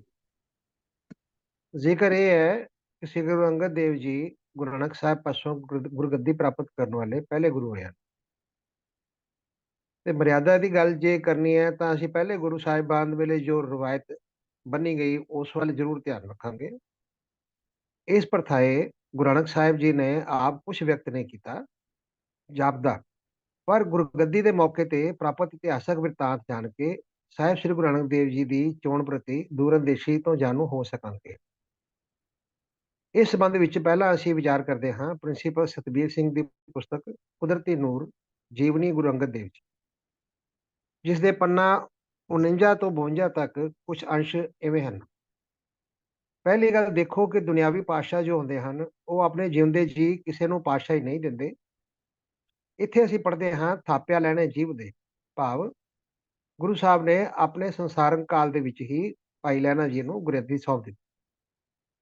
ਦੂਜੀ ਗੱਲ ਇਹ ਕਿ ਭਾਈ ਲਹਿਣਾ ਜੀ ਦਾ ਗੁਰੂ ਨਾਨਕ ਸਾਹਿਬ ਨਾਲ ਕੋਈ ਦੂਰ ਦਾ ਵੀ ਪਰਿਵਾਰਕ ਰਿਸ਼ਤਾ ਨਹੀਂ ਸੀ।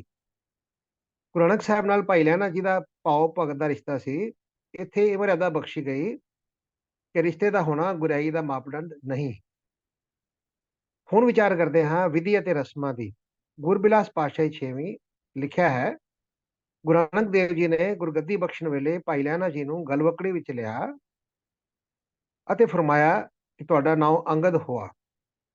ਸੇਵਾਦਾਸ ਜੀ ਦੇ ਸ਼ਬਦਾਂ ਵਿੱਚ ਆਪ ਹੋਤੇ ਗੁਰਾਈ ਕੇ ਤਖਤ ਉੱਪਰ ਬਿਠਾਇਆ, ਮਤਲਬ ਗੁਰੂ ਨਾਨਕ ਸਾਹਿਬ ਨੇ ਆਪਣੇ ਹੁੰਦਿਆਂ ਗੁਰਾਈ ਬਖਸ਼ੀ, ਆਪੋ ਗੁਰੂ ਨਾਨਕ ਦੇਵ ਜੀ ਨੇ ਸਿਰ ਨਿਵਾਇਆ, ਮੱਥਾ ਟੇਕਿਆ। ਇਸੇ ਨੂੰ ਬਲਵੰਡ ਜੀ ਨੇ ਉਲਟੀ ਗੰਗਾ ਵਹਾਉਣਾ ਕਿਹਾ ਹੈ। ਅੱਗੇ ਜਾ ਕੇ ਲਿਖਿਆ ਹੈ ਕਿ ਇੱਥੇ ਇਹ ਲਿਖਣਾ ਵੀ ਕੁਥਾ ਨਹੀਂ ਹੋਏਗਾ ਕਿ ਗੁਰਗੱਦੀ ਸੌਂਪਣ ਦੀ ਜੋ ਮਰਿਆਦਾ ਗੁਰੂ ਨਾਨਕ ਦੇਵ ਜੀ ਨੇ ਬੰਨੀ ਉਸ ਵਿੱਚ ਸੈਲੀ ਟੋਪੀ ਜਾਂ ਕੋਈ ਸੈਲੀ ਜਾਂ ਕੋਈ ਟੋਪੀ ਨੂੰ ਥਾਂ ਨਹੀਂ ਦਿੱਤੀ ਗਈ। ਇਹ ਉਦਾਸੀ ਮਤ ਦੀਆਂ ਰੀਤਾਂ ਹਨ ਜੋ ਕਿ ਕਾਹਲੀ ਨਾਲ ਗੁਰ ਇਤਿਹਾਸ ਵਿੱਚ ਜੋੜੀਆਂ ਗਈਆਂ ਹਨ। ਹਾਂ, ਕਮਰ ਕੱਸਾ ਪਹਿਨਾਏ ਜਾਣ ਦਾ ਜ਼ਿਕਰ ਮਿਲਿਆ ਹੈ, ਪਰ ਇਹ ਵੀ ਮਰਿਆਦਾ ਦੀ ਪ੍ਰੋੜਤਾ ਨਹੀਂ ਦਰਸਾਉਂਦਾ। ਇੱਥੇ ਇਹ ਵੀ ਸਪਸ਼ਟ ਕਰ ਦਈਏ ਕਿ ਗੁਰਮਤਿ ਪ੍ਰਤੀਕੂਲ ਰਸਮਾਂ ਜਿਵੇਂ ਟਿੱਕਾ, ਪੈਸੇ, ਨਾਰੀਅਲ, ਅੰਗੂਠੇ ਦੇ ਜ਼ਖਮ ਦੀ ਕਹਾਣੀ ਆਦਿ ਦਾ ਵਰਣਨ ਵੀ ਮਿਲਦਾ ਹੈ ਜੋ ਕਿ ਪ੍ਰਵਾਨ ਨਹੀਂ ਹੈ। ਲਿਖਦੇ ਹਨ ਕਿ ਮੱਥਾ ਟੇਕਣ ਉਪਰੰਤ ਗੁਰੂ ਨਾਨਕ ਸਾਹਿਬ ਨੇ, ਬਾਬਾ ਬੁੱਢਾ ਜੀ ਅਤੇ ਹੋਰ ਸੰਗਤਾਂ ਨੇ ਮੱਥਾ ਟੇਕਿਆ। ਸਭ ਸੰਗਤਾਂ ਨੇ ਮੱਥਾ ਟੇਕਿਆ, ਪਰ ਬਾਬਾ ਲਖਮੀ ਚੰਦ ਅਤੇ ਬਾਬਾ ਸ੍ਰੀ ਚੰਦ ਜੀ ਨੇ ਇਹ ਕਹਿ ਕੇ ਮੱਥਾ ਟੇਕਣ ਤੋਂ ਇਨਕਾਰ ਕਰ ਦਿੱਤਾ ਕਿ ਅਸੀਂ ਗੁਰੂ ਨਾਨਕ ਦੇ ਪੁੱਤਰ ਕਹਾਉਂਦੇ ਹਾਂ, ਫਿਰ ਕਿਉਂ ਤਿਸ ਦੇ ਦਾਸ ਨੂੰ ਸਿਰ ਝੁਕਾਈਏ। ਇੱਕ ਸਰੋਤ ਵਜੋਂ ਜਨਮ ਪੱਤਰੀ ਸ਼ੰਭੂਨਾਥ ਦਾ ਹਵਾਲਾ ਮਿਲਦਾ ਹੈ, ਜਿਸ ਵਿੱਚ ਲਿਖਿਆ ਹੈ ਕਿ ਗੁਰਿਆਈ ਵਜੋਂ 2 ਰੂਹਾਨੀ ਅਵਸਥਾ ਜੋ ਮਹਾਰਾਜ ਨੇ ਬਖਸ਼ੀਆਂ, ਇੱਥੇ 4 ਦਿਨ ਦੀ ਗੱਲ ਆ ਰਹੀ ਹੈ ਜੀ।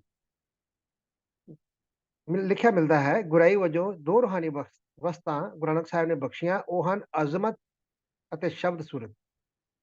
ਭਾਈ ਨੰਦ ਲਾਲ ਜੀ ਨੇ ਅਰਜ਼ੁਲ ਅਲਫਾਜ਼ ਵਿੱਚ ਗੁਰੂ ਨਾਨਕ ਸਾਹਿਬ ਦੀ ਕੇਵਲ ਸ਼ਬਦ ਦਾ ਆਧਾਰ ਹੀ ਗੁਰੂ ਅੰਗਦ ਦੇਵ ਜੀ ਨੂੰ ਬਖਸ਼ਿਆ ਲਿਖਦੇ ਹਨ ਕਿ ਗੁਰੂ ਨਾਨਕ ਸਾਹਿਬ ਨੇ ਆਪਣਾ ਜੀਵਨ ਸਿਰਫ ਸ਼ਬਦ ਵਿੱਚ ਹੀ ਢਾਲਿਆ ਅਤੇ ਇਵੇਂ ਸ਼ਬਦ ਹੀ ਵਰਤਾਇਆ। ਹੁਣ ਦੂਜਾ ਮੁੱਖ ਹਵਾਲਾ ਹੈ ਜੀ ਸਿੱਖ ਮਿਸ਼ਨਰੀ ਕਾਲਜ ਦੀ ਆਪਣੀ ਪੁਸਤਕ ਜੀਵਨ ਗਾਥਾ ਅਤੇ ਸਿਧਾਂਤ ਸ੍ਰੀ ਗੁਰੂ ਅੰਗਦ ਦੇਵ ਜੀ। ਇਸ ਪੁਸਤਕ ਦੇ ਪੰਨਾ 18 ਤੋਂ 23 ਤੱਕ ਜੇ ਨਜ਼ਰ ਮਾਰੋਗੇ ਤਾਂ ਕੁਝ 94 ਸਾਖੀਆਂ ਦਾ ਜ਼ਿਕਰ ਹੈ, ਜਿਵੇਂ ਕਿ ਪੱਠਿਆਂ ਦੀਆਂ ਭਰੀਆਂ ਚੁੱਕਣੀਆਂ, ਧਰਮਸਾਲ ਵਿੱਚੋਂ ਮੋਈ ਚੂਈ ਬਾਹਰ ਸੁੱਟਣੀ, ਗੁਰੂ ਨਾਨਕ ਦੇਵ ਜੀ ਵੱਲੋਂ ਰਾਵੀ ਇਸ਼ਨਾਨ ਦੀ ਵਾਰਤਾ, ਗੰਦਗੀ ਭਰੇ ਟੋਏ ਵਿੱਚੋਂ ਕਟੋਰਾ ਕੱਢਣਾ, ਅੱਧੀ ਰਾਤ ਧਰਮਸ਼ਾਲਾ ਦੀ ਕੰਧ ਉਸਾਰਨੀ, ਅੱਧੀ ਰਾਤ ਕੱਪੜੇ ਧੋਣ ਦਾ ਹੁਕਮ ਮੰਨਣਾ, ਦੱਸੋ ਕਿਤਨੀ ਕੁ ਰਾਤ ਗੁਜ਼ਰ ਗਈ ਹੈ ਵਾਲੀ ਸਾਖੀ, ਮੁਰਦਾ ਖਾਣ ਦਾ ਹੁਕਮ ਆਦਿ। ਇਹਨਾਂ ਸਾਖੀਆਂ ਦਾ ਗੁਰਿਆਈ ਦੀ ਚੋਣ ਨਾਲ ਸਿੱਧਾ ਸੰਬੰਧ ਹੋਏਗਾ, ਪਰ ਅਸੀਂ ਇਹ ਪੁਸ਼ਟੀ ਨਹੀਂ ਕਰ ਸਕਦੇ। ਹਾਂ, ਇਹਨਾਂ ਸਾਖੀਆਂ ਵਿੱਚ ਭਾਈ ਲਹਿਣਾ ਜੀ ਦੇ ਭਗਤੀ ਭਾਵ ਸਿਦਕ ਦਾ ਉੱਚਾ ਮਿਆਰ ਝਲਕਦਾ ਹੈ, ਜੋ ਗੁਰੂ ਨਾਨਕ ਦੇ ਮਨ ਵਿੱਚ ਪ੍ਰੇਮ ਸੁਦ੍ਰਿੜ ਕਰਦਾ ਰਿਹਾ ਹੋਏਗਾ। ਇਸੇ ਪੁਸਤਕ ਦੇ ਪੰਨਾ 24-25 ਦੇ ਚੈਪਟਰ ਹੈ ਗੁਰਗੱਦੀ ਦੀ ਮਹਾਨ ਜ਼ਿੰਮੇਵਾਰੀ ਮਿਲਣੀ, ਇਹ ਚੈਪਟਰ ਦਾ ਨਾਮ ਹੈ ਜੀ। ਇਸ ਵਿਚਲੇ ਕੁਝ ਸੰਖੇਪ ਢੁਕਵੇਂ ਤੱਥ ਇਸ ਤਰ੍ਹਾਂ ਹਨ। ਗੁਰੂ ਅੰਗਦ ਦੇਵ ਜੀ ਆਪਣੇ ਸੁਭਾਅ, ਗੁਣਾ, ਆਸ਼ਿਆਂ, ਆਦਰਸ਼ਾਂ ਦੀ ਵਿਲੱਖਣਤਾ ਜਾਂ ਨਜ਼ਰੀਏ ਮੁਤਾਬਕ ਗੁਰੂ ਨਾਨਕ ਸਾਹਿਬ ਜੀ ਦੇ ਬਿਲਕੁਲ ਅਨੁਕੂਲ ਸਨ। ਸ੍ਰੀ ਗੁਰੂ ਨਾਨਕ ਸਾਹਿਬ ਵਰਗੀ ਪੂਰਨ ਹਸਤੀ ਨੇ ਆਪ ਪਰਖ ਕੇ ਉਹਨਾਂ ਨੂੰ ਯੋਗ ਵਾਰਸ ਥਾਪਿਆ। ਪੂਰਨ ਤੌਰ ਤੇ ਯੋਗ ਅਤੇ ਕਾਬਲ ਜਾਨਸ਼ੀਨ ਜਾਣ ਕੇ ਸਾਹਿਬ ਸ੍ਰੀ ਗੁਰੂ ਨਾਨਕ ਦੇਵ ਜੀ ਨੇ 17 ਸਤੰਬਰ ਸਨ 1539 ਨੂੰ ਭਾਈ ਲਹਿਣਾ ਜੀ ਨੂੰ ਗੁਰੂ ਅੰਗਦ ਬਣਾਇਆ ਅਤੇ ਗੁਰਗੱਦੀ ਦੀ ਮਹਾਨ ਜ਼ਿੰਮੇਵਾਰੀ ਸੌਂਪੀ। ਇਵੇਂ ਗੁਰੂ ਅੰਗਦ ਦੇਵ ਜੀ ਗੁਰੂ ਨਾਨਕ ਸਰੂਪ ਹੋ ਗਏ। ਅੱਗੇ ਲਿਖਿਆ ਹੈ ਜੀ ਕਿ ਗੁਰਗੱਦੀ ਦੇ ਨਾਲ ਸ੍ਰੀ ਗੁਰੂ ਨਾਨਕ ਸਾਹਿਬ ਜੀ ਨੇ ਆਪਣੀ ਰਚੀ ਬਾਣੀ ਅਤੇ ਹੋਰ ਭਗਤਾਂ ਦੀ ਇਕੱਤਰ ਕੀਤੀ ਬਾਣੀ, ਜਿਸ ਵਿੱਚ ਫਰੀਦ ਜੀ, ਕਬੀਰ ਜੀ, ਨਾਮਦੇਵ ਜੀ, ਰਵਿਦਾਸ ਜੀ ਆਦਿ ਦੀਆਂ ਬਾਣੀਆਂ ਸ਼ਾਮਲ ਹਨ, ਗੁਰੂ ਅੰਗਦ ਸਾਹਿਬ ਨੂੰ ਸੌਂਪ ਦਿੱਤੀਆਂ। ਇਸ ਤੋਂ 5 ਦਿਨ ਬਾਅਦ 22 ਸਤੰਬਰ 1539 ਨੂੰ ਗੁਰੂ ਨਾਨਕ ਸਾਹਿਬ ਜੀ ਜੋਤੀ ਜੋਤ ਸਮਾ ਗਏ। ਹੁਣ ਨਿਸ਼ਕਰਸ਼ ਤੇ ਆਉਂਦੇ ਹਾਂ ਜੀ। ਇਵੇਂ ਸਭ ਕੁਝ ਸ਼ਬਦ ਰੂਪ ਵਿੱਚ ਰੂਪਮਾਨ ਹੁੰਦਾ ਰਿਹਾ ਅਤੇ ਗੁਰਗੱਦੀ ਦੀ ਰਸਮ ਵਜੋਂ ਜੋਤ ਵਿੱਚ ਜੋਤ ਰਲਦੀ ਗਈ। ਅੱਜ ਵੀ ਸ੍ਰੀ ਗੁਰੂ ਗ੍ਰੰਥ ਸਾਹਿਬ ਦੀ ਗਵਾਹੀ ਉਪਲਬਧ ਹੈ ਕਿ ਸ਼ਬਦ ਖਜ਼ਾਨਾ ਬਖਸ਼ਿਆ ਜਾਂਦਾ ਰਿਹਾ ਹੈ, ਜੋ ਗੁਰਸਿੱਖਾਂ ਨੂੰ ਵੱਡੇ ਭਾਗਾਂ ਨਾਲ ਅੱਜ ਵੀ ਪ੍ਰਾਪਤ ਹੈ। ਇਹਨਾਂ ਸ਼ਬਦਾਂ ਨਾਲ ਭੁੱਲ ਚੁੱਕ ਦੀ ਖਿਮਾ ਚਾਹੁੰਦਾ ਹਾਂ ਜੀ। ਵਾਹਿਗੁਰੂ ਜੀ ਕਾ ਖਾਲਸਾ, ਵਾਹਿਗੁਰੂ ਜੀ। ਵਾਹਿਗੁਰੂ ਜੀ ਕੀ ਫਤਿਹ। ਧੰਨਵਾਦ ਡਾਕਟਰ ਸਾਹਿਬ ਆਪ ਜੀ ਦਾ। ਆਪ ਜੀ ਨੇ ਇਸ ਸਵਾਲ ਦਾ ਉੱਤਰ ਦਿੱਤਾ ਕਿ ਗੁਰਗੱਦੀ ਦੀ ਪਰੰਪਰਾ ਕੀ ਸੀ, ਔਰ ਨਾਲ ਹੀ ਆਪ ਜੀ ਨੇ ਦੂਜੇ ਪਾਤਸ਼ਾਹ ਬਾਰੇ ਵੀ ਦੱਸਿਆ। ਔਰ ਇਹ ਠੀਕ ਹੈ ਕਿ ਇਹ ਤੇ ਕਹਿ ਨਹੀਂ ਜਾ ਸਕਦਾ ਕਿ ਮਾਪਦੰਡ ਕੀ ਸੀ, ਪਰ ਇੱਕ ਬੜੀ ਅਹਿਮ ਹੈ ਕਿ ਜੇ ਹੁਕਮ ਦੀ ਗੱਲ ਦੇਖਣੀ ਜਾਂ ਸਮਝਣੀ ਹੋਵੇ ਤਾਂ ਗੁਰੂ ਗ੍ਰੰਥ ਸਾਹਿਬ ਪਾਤਸ਼ਾਹ ਜੀ ਦੇ ਜੀਵਨ ਐਜ਼ ਭਾਈ ਲਹਿਣਾ ਜਿਹਦਾ ਗੁਰਗੱਦੀ ਤੋਂ ਪਹਿਲਾਂ ਉਹਨਾਂ ਨੇ ਜੋ ਗੁਰੂ ਨਾਨਕ ਸਾਹਿਬ ਸੱਚੇ ਪਾਤਸ਼ਾਹ ਦੇ ਹਰ ਇੱਕ ਹੁਕਮ ਤੇ ਫੁੱਲ ਚੜਾਇਆ, ਜਿਵੇਂ ਵੀਰ ਜੀ ਨੇ ਡਿਟੇਲ ਦਿੱਤੀ ਹੈ, ਉਹ ਬੜੀ ਨੋਟ ਕਰਨ ਵਾਲੀ ਹੈ। ਤੋ ਸੰਗਤ ਜੀ ਬੇਨਤੀ ਹੈ ਕਿ ਜਿਵੇਂ ਪਹਿਲੇ ਅਗਲੇ ਸਵਾਲਾਂ 'ਚ ਗੱਲ ਆਈ ਸੀਗੀ, ਇੱਥੇ ਵੀ ਹੈ ਕਿ ਬਹੁਤ ਸਾਰੀਆਂ ਸਾਨੂੰ ਜਿਵੇਂ ਸੰਸਰਨਾਮੇ 'ਚ ਗੱਲ ਹੋਈ ਹੈ, ਤੇ ਇਸੇ ਤਰ੍ਹਾਂ ਸਾਨੂੰ ਜਾਗਰੂਕ ਹੋਣਾ ਚਾਹੀਦਾ ਹੈ ਕਿ ਬਹੁਤ ਸਾਰੇ ਲਿਖਾਰੀ ਜਾਂ ਕਥਾ ਕਰਨ ਵਾਲੇ ਗੁਰੂ ਗ੍ਰੰਥ ਸਾਹਿਬ ਦੀ ਤਾਬੇ ਬੈਠ ਕੇ ਵੀ ਇਹੋ ਜਿਹੀਆਂ ਕਹਾਣੀਆਂ ਸੁਣਾ ਦੇ। ਮੈਂ ਕਹਾਣੀ ਕਵਾਂਗਾ ਜੀ, ਕਿਉਂਕਿ ਜਿਹਦਾ ਕੋਈ ਆਧਾਰ ਨਹੀਂ ਹੈ। ਕਹਾਣੀਆਂ ਸੁਣਾ ਜਾਂਦੇ ਨੇ ਜਿਹੜੀਆਂ ਕਿ ਗੁਰਬਤ ਦੇ ਆਸ਼ੇ ਦੇ ਬਿਲਕੁਲ ਵਿਪਰੀਤ ਹੁੰਦੀਆਂ ਨੇ। ਜਿਵੇਂ ਹੁਣ ਕੁਝ ਗੱਲਾਂ ਆਪਾਂ ਸੁਣੀਆਂ ਨੇ, ਔਰ ਬਈ 5 ਪੈਸੇ ਰੱਖੇ ਜੀ, ਤਿਲਕ ਲਾਇਆ ਜੀ, ਸੋ ਇਹ ਜਿਹੜੀਆਂ ਗੱਲਾਂ ਨੇ ਕੋਈ ਗੁਰਮਤ ਅਨੁਕੂਲ ਨਹੀਂ ਹੈਗੀਆਂ। ਵੀ ਟਿੱਕਾ ਲਾਉਣਾ ਜਾਂ 5 ਪੈਸੇ ਰੱਖਣੇ, ਨਾਰੀਅਲ ਰੱਖਣਾ, ਇਹ ਦੂਜੇ ਮਤਾਂ ਦੀਆਂ ਜਿਹੜੀਆਂ ਨੇ ਇਹ ਨਿਸ਼ਾਨੀਆਂ ਨੇ, ਔਰ ਖਾਮ ਖਾਏ ਇੱਧਰ ਸਾਡੇ ਨਾਲ ਜੋੜੀਆਂ ਗਈਆਂ ਨੇ। ਔਰ ਇਸ ਤੋਂ ਇਲਾਵਾ ਬੜੀਆਂ ਕਈ ਆਤਕਥਨੀਆਂ ਗੱਲਾਂ ਕਿ ਗੁਰੂ ਸਾਹਿਬਾਨ ਦੇ ਜੀਵਨ ਨਾਲ ਜੋੜੀਆਂ, ਵੀ ਉਹਨਾਂ ਨੂੰ ਹਰ ਸਾਲ ਦਸਤਾਰ ਸਰੋਪਾ ਮਿਲਦਾ ਸੀ ਤੇ ਪਹਿਲਾ ਸਰੋਪਾ ਲਾਂਦੇ ਹੀ ਨਹੀਂ ਸੀ, ਤੇ 12 ਸਾਲ 'ਚ 12 ਦਸਤਾਰਾਂ ਬਣੀਆਂ। ਤੇ ਮੇਰਾ ਤਾਂ ਇਹ ਗੱਲਾਂ ਜਿਹੜੀਆਂ ਨੇ ਇਹ ਕੋਈ ਮਤਲਬ ਵਿਸ਼ਵਾਸ ਵਾਲੀ ਨਹੀਂ ਹੈ, ਪਰ ਹੈਰਾਨੀ ਦੀ ਗੱਲ ਇਹ ਹੈ ਕਿ ਜਿਵੇਂ ਮੈਂ ਪਹਿਲੇ ਕਿਹਾ, ਗੁਰੂ ਗ੍ਰੰਥ ਸਾਹਿਬ ਦੀ ਹਜ਼ੂਰੀ ਵਿੱਚ ਇਹੋ ਜਿਹੀਆਂ ਕਹਾਣੀਆਂ ਮਨ ਘੜਤ ਜਿਹੜੀਆਂ ਨੇ ਸੁਣਾਈਆਂ ਜਾਂਦੀਆਂ ਨੇ, ਔਰ ਅਸੀਂ ਸੁਣ ਰਹੇ ਹਾਂ। ਲੋੜ ਹੈ ਜਾਗਰੂਕਤਾ ਦੀ, ਔਰ ਜਿੱਥੇ ਵੀ ਲੱਗੇ ਕਿ ਗੁਰਮਤ ਅਨੁਸਾਰ ਗੱਲ ਨਹੀਂ ਹੈ ਤੇ ਸਾਨੂੰ ਉਹਦੇ ਝਕਣਾ ਨਹੀਂ ਚਾਹੀਦਾ, ਸੰਗਣਾ ਨਹੀਂ ਚਾਹੀਦਾ, ਜ਼ਰੂਰ ਉਹਨਾਂ ਨੂੰ ਪੁੱਛਣਾ ਚਾਹੀਦਾ। ਮੈਂ ਇੱਕ ਛੋਟੀ ਜਿਹੀ ਘਟਨਾ ਜੋ ਵਾਪਰੀ ਤੁਹਾਨੂੰ ਦੱਸਾਂ, ਬੜੀ ਪੁਰਾਣੀ ਗੱਲ ਹੈ, ਮਤਲਬ ਕੁਝ ਵੀ ਨਹੀਂ ਤੇ 40 ਸਾਲ 35 ਸਾਲ ਪੁਰਾਣੀ ਗੱਲ ਹੈ। ਜਲੰਧਰ ਵਿੱਚ, ਮੈਂ ਨਾਮ ਨਹੀਂ ਲੈਂਦਾ, ਇੱਕ ਨਾਮਵਰ ਜਿਹੜੇ ਕੀਰਤਨੀ ਸਿੰਘ ਨੇ, ਹੁਣ ਵੀ ਉਹ ਮਤਲਬ ਵੀ ਕੀਰਤਨ ਕਰਦੇ ਨੇ, ਬੜੀਆਂ ਸੰਗਤਾਂ ਉਹਨਾਂ ਨੂੰ ਸੁਣਦੀਆਂ ਨੇ। ਉਹਨਾਂ ਦੀ ਥੋੜਾ ਜਿਹਾ ਸੁਭਾਅ ਹੈ ਕਿ ਸੱਜੇ ਖੱਬੇ ਦੀਆਂ ਬਹੁਤ ਸਾਰੀਆਂ ਕਹਾਣੀਆਂ ਜੋੜ ਕੇ ਕੀਰਤਨ ਸੁਣਾਉਂਦੇ ਨੇ, ਕੀਰਤਨ ਘੱਟ ਤੇ ਕਹਾਣੀਆਂ ਜ਼ਿਆਦਾ। ਉਹਨਾਂ ਨੇ ਕਹਾਣੀ ਇੱਕ ਸੁਣਾਈ, ਤੇ ਉਹ ਸਮਾਂ ਮੈਂ ਇੱਥੇ ਆਪ ਜੀ ਦਾ ਨਹੀਂ ਜ਼ਿਆਦਾ ਲੈਣਾ, ਤਾਂ ਜਿਸ ਵੇਲੇ ਉਹ ਸੁਣਾਈ ਤੇ ਸਾਨੂੰ ਵੀ ਬੜੀ ਹੈਰਾਨੀ ਵਾਲੀ ਗੱਲ ਲੱਗੀ। ਤੇ ਉਹ ਜਿਸ ਵੇਲੇ ਵਾਜੇ ਸਾਂਭ ਕੇ ਬਾਹਰ ਨਿਕਲਣੇ ਸਮੇਂ ਕਿ ਹੋਰ ਪ੍ਰੋਗਰਾਮ ਤੇ ਜਾਣਾ ਸੀ, ਤੇ ਸਰਦਾਰ ਹਰਜੀਤ ਸਿੰਘ ਜੀ ਨੇ ਉਹਨਾਂ ਦਾ ਰਸਤਾ ਰੋਕ ਲਿਆ। ਉਹ ਕਹਿੰਦੇ ਜਾਣਾ, ਉਹ ਕਹਿੰਦੇ ਪਹਿਲਾਂ ਤੁਸੀਂ ਸਾਡੇ ਸਵਾਲ ਦਾ ਜਵਾਬ ਦਿਓ ਵੀ ਜਿਹੜੀ ਗੱਲ ਤੁਸੀਂ ਅੰਦਰ ਦੱਸ ਕੇ ਆਏ ਹੋ ਵੀ ਇਹ ਕਿੱਥੋਂ ਤੱਕ ਠੀਕ ਹੈ, ਇਹ ਕਿਵੇਂ ਤੁਸੀਂ ਦੱਸੀ ਹੈ। ਮੇਰੇ ਸਿਰਫ ਮੈਂ ਸਮ ਅਪ ਕਰਦਾ ਕਿ ਉਹਨਾਂ ਨੇ ਆਪਣੀ ਜਾਨ ਛੁਡਾਈ ਨਹੀਂ, ਜਿੰਨੇ ਅਸੀਂ ਚੱਲਣਾ ਫਿਰ ਕਿਤੇ ਗੱਲ ਕਰਾਂਗੇ।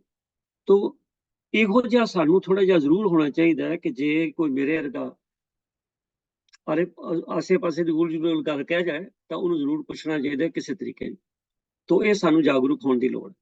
ਤੋ ਸੰਗਤ ਜੀ ਖਿਮਾ ਕਰਨਾ, ਮੈਂ ਤੁਹਾਡਾ ਸਮਾਂ ਲੈ ਜਾਣਾ ਵਿੱਚ। ਅਗਲਾ ਸਵਾਲ ਡਾਕਟਰ ਤੇਜਿੰਦਰ ਸਿੰਘ ਜੀ, ਖਿਮਾ ਕਰਨਾ, ਅਗਲਾ ਸਵਾਲ ਜਿਹੜਾ ਹੈਗਾ ਉਹ ਵੀਰ ਸਿੰਘ ਜੀ ਸਾਨੂੰ ਜਵਾਬ ਦੇਣਗੇ। ਸਵਾਲਕਰਤਾ ਨੇ ਪੁੱਛਿਆ ਕਿ ਪੁਰਾਤਨ ਸਮੇਂ ਦੇ ਵਿੱਚ ਇਹ ਜਿਹੜੀਆਂ ਲਾਵਾਂ ਨੇ ਇਹ ਕਿਸ ਪਾਸੇ ਸ਼ੁਰੂ ਕਰਦੇ ਸੀ। ਇਹ ਸਵਾਲ ਤੇ ਬੜਾ ਮਤਲਬ ਵੀ ਅਜੀਬ ਜਿਹਾ ਲੱਗਦਾ ਹੈ, ਪਰ ਚਲੋ ਕਿਉਂਕਿ ਸਾਡੇ ਕੋਲ ਸਵਾਲ ਆਇਆ ਕਿਸ ਪਾਸੋਂ ਸ਼ੁਰੂ ਕਰਦੇ ਸੀ। ਹੋ ਸਕਦਾ ਇਹਦੇ ਪਿੱਛੇ ਕੋਈ ਥਿਊਰੀ ਹੋਵੇ, ਜਾਂ ਜਿਨ੍ਹਾਂ ਨੇ ਸਵਾਲ ਕੀਤਾ ਹੈ ਉਹਨਾਂ ਨੇ ਕੋਈ ਐਸੀ ਘਟਨਾ ਦੇਖੀ ਹੋਵੇ ਜਿਸ ਕਰਕੇ ਉਹ ਪੁੱਛ ਰਹੇ ਨੇ ਕਿ ਲਾਵਾਂ ਕਿਸ ਪਾਸੋਂ ਸ਼ੁਰੂ ਕਰਦੇ ਸੀ। ਹਾਂਜੀ, ਸਾਇੰਦਰਬੀਰ ਸਿੰਘ ਜੀ ਕਿਰਪਾ ਕਰੋ। ਵਾਹਿਗੁਰੂ ਜੀ ਕਾ ਖਾਲਸਾ, ਵਾਹਿਗੁਰੂ ਜੀ ਕੀ ਫਤਿਹ। ਆਪ ਜੀਆਂ ਨੇ ਸਵਾਲ ਵੀਰ ਰਾਜਾ ਸਿੰਘ ਜੀ ਪਾਸੋਂ ਸਰਵਣ ਕੀਤਾ ਹੈ।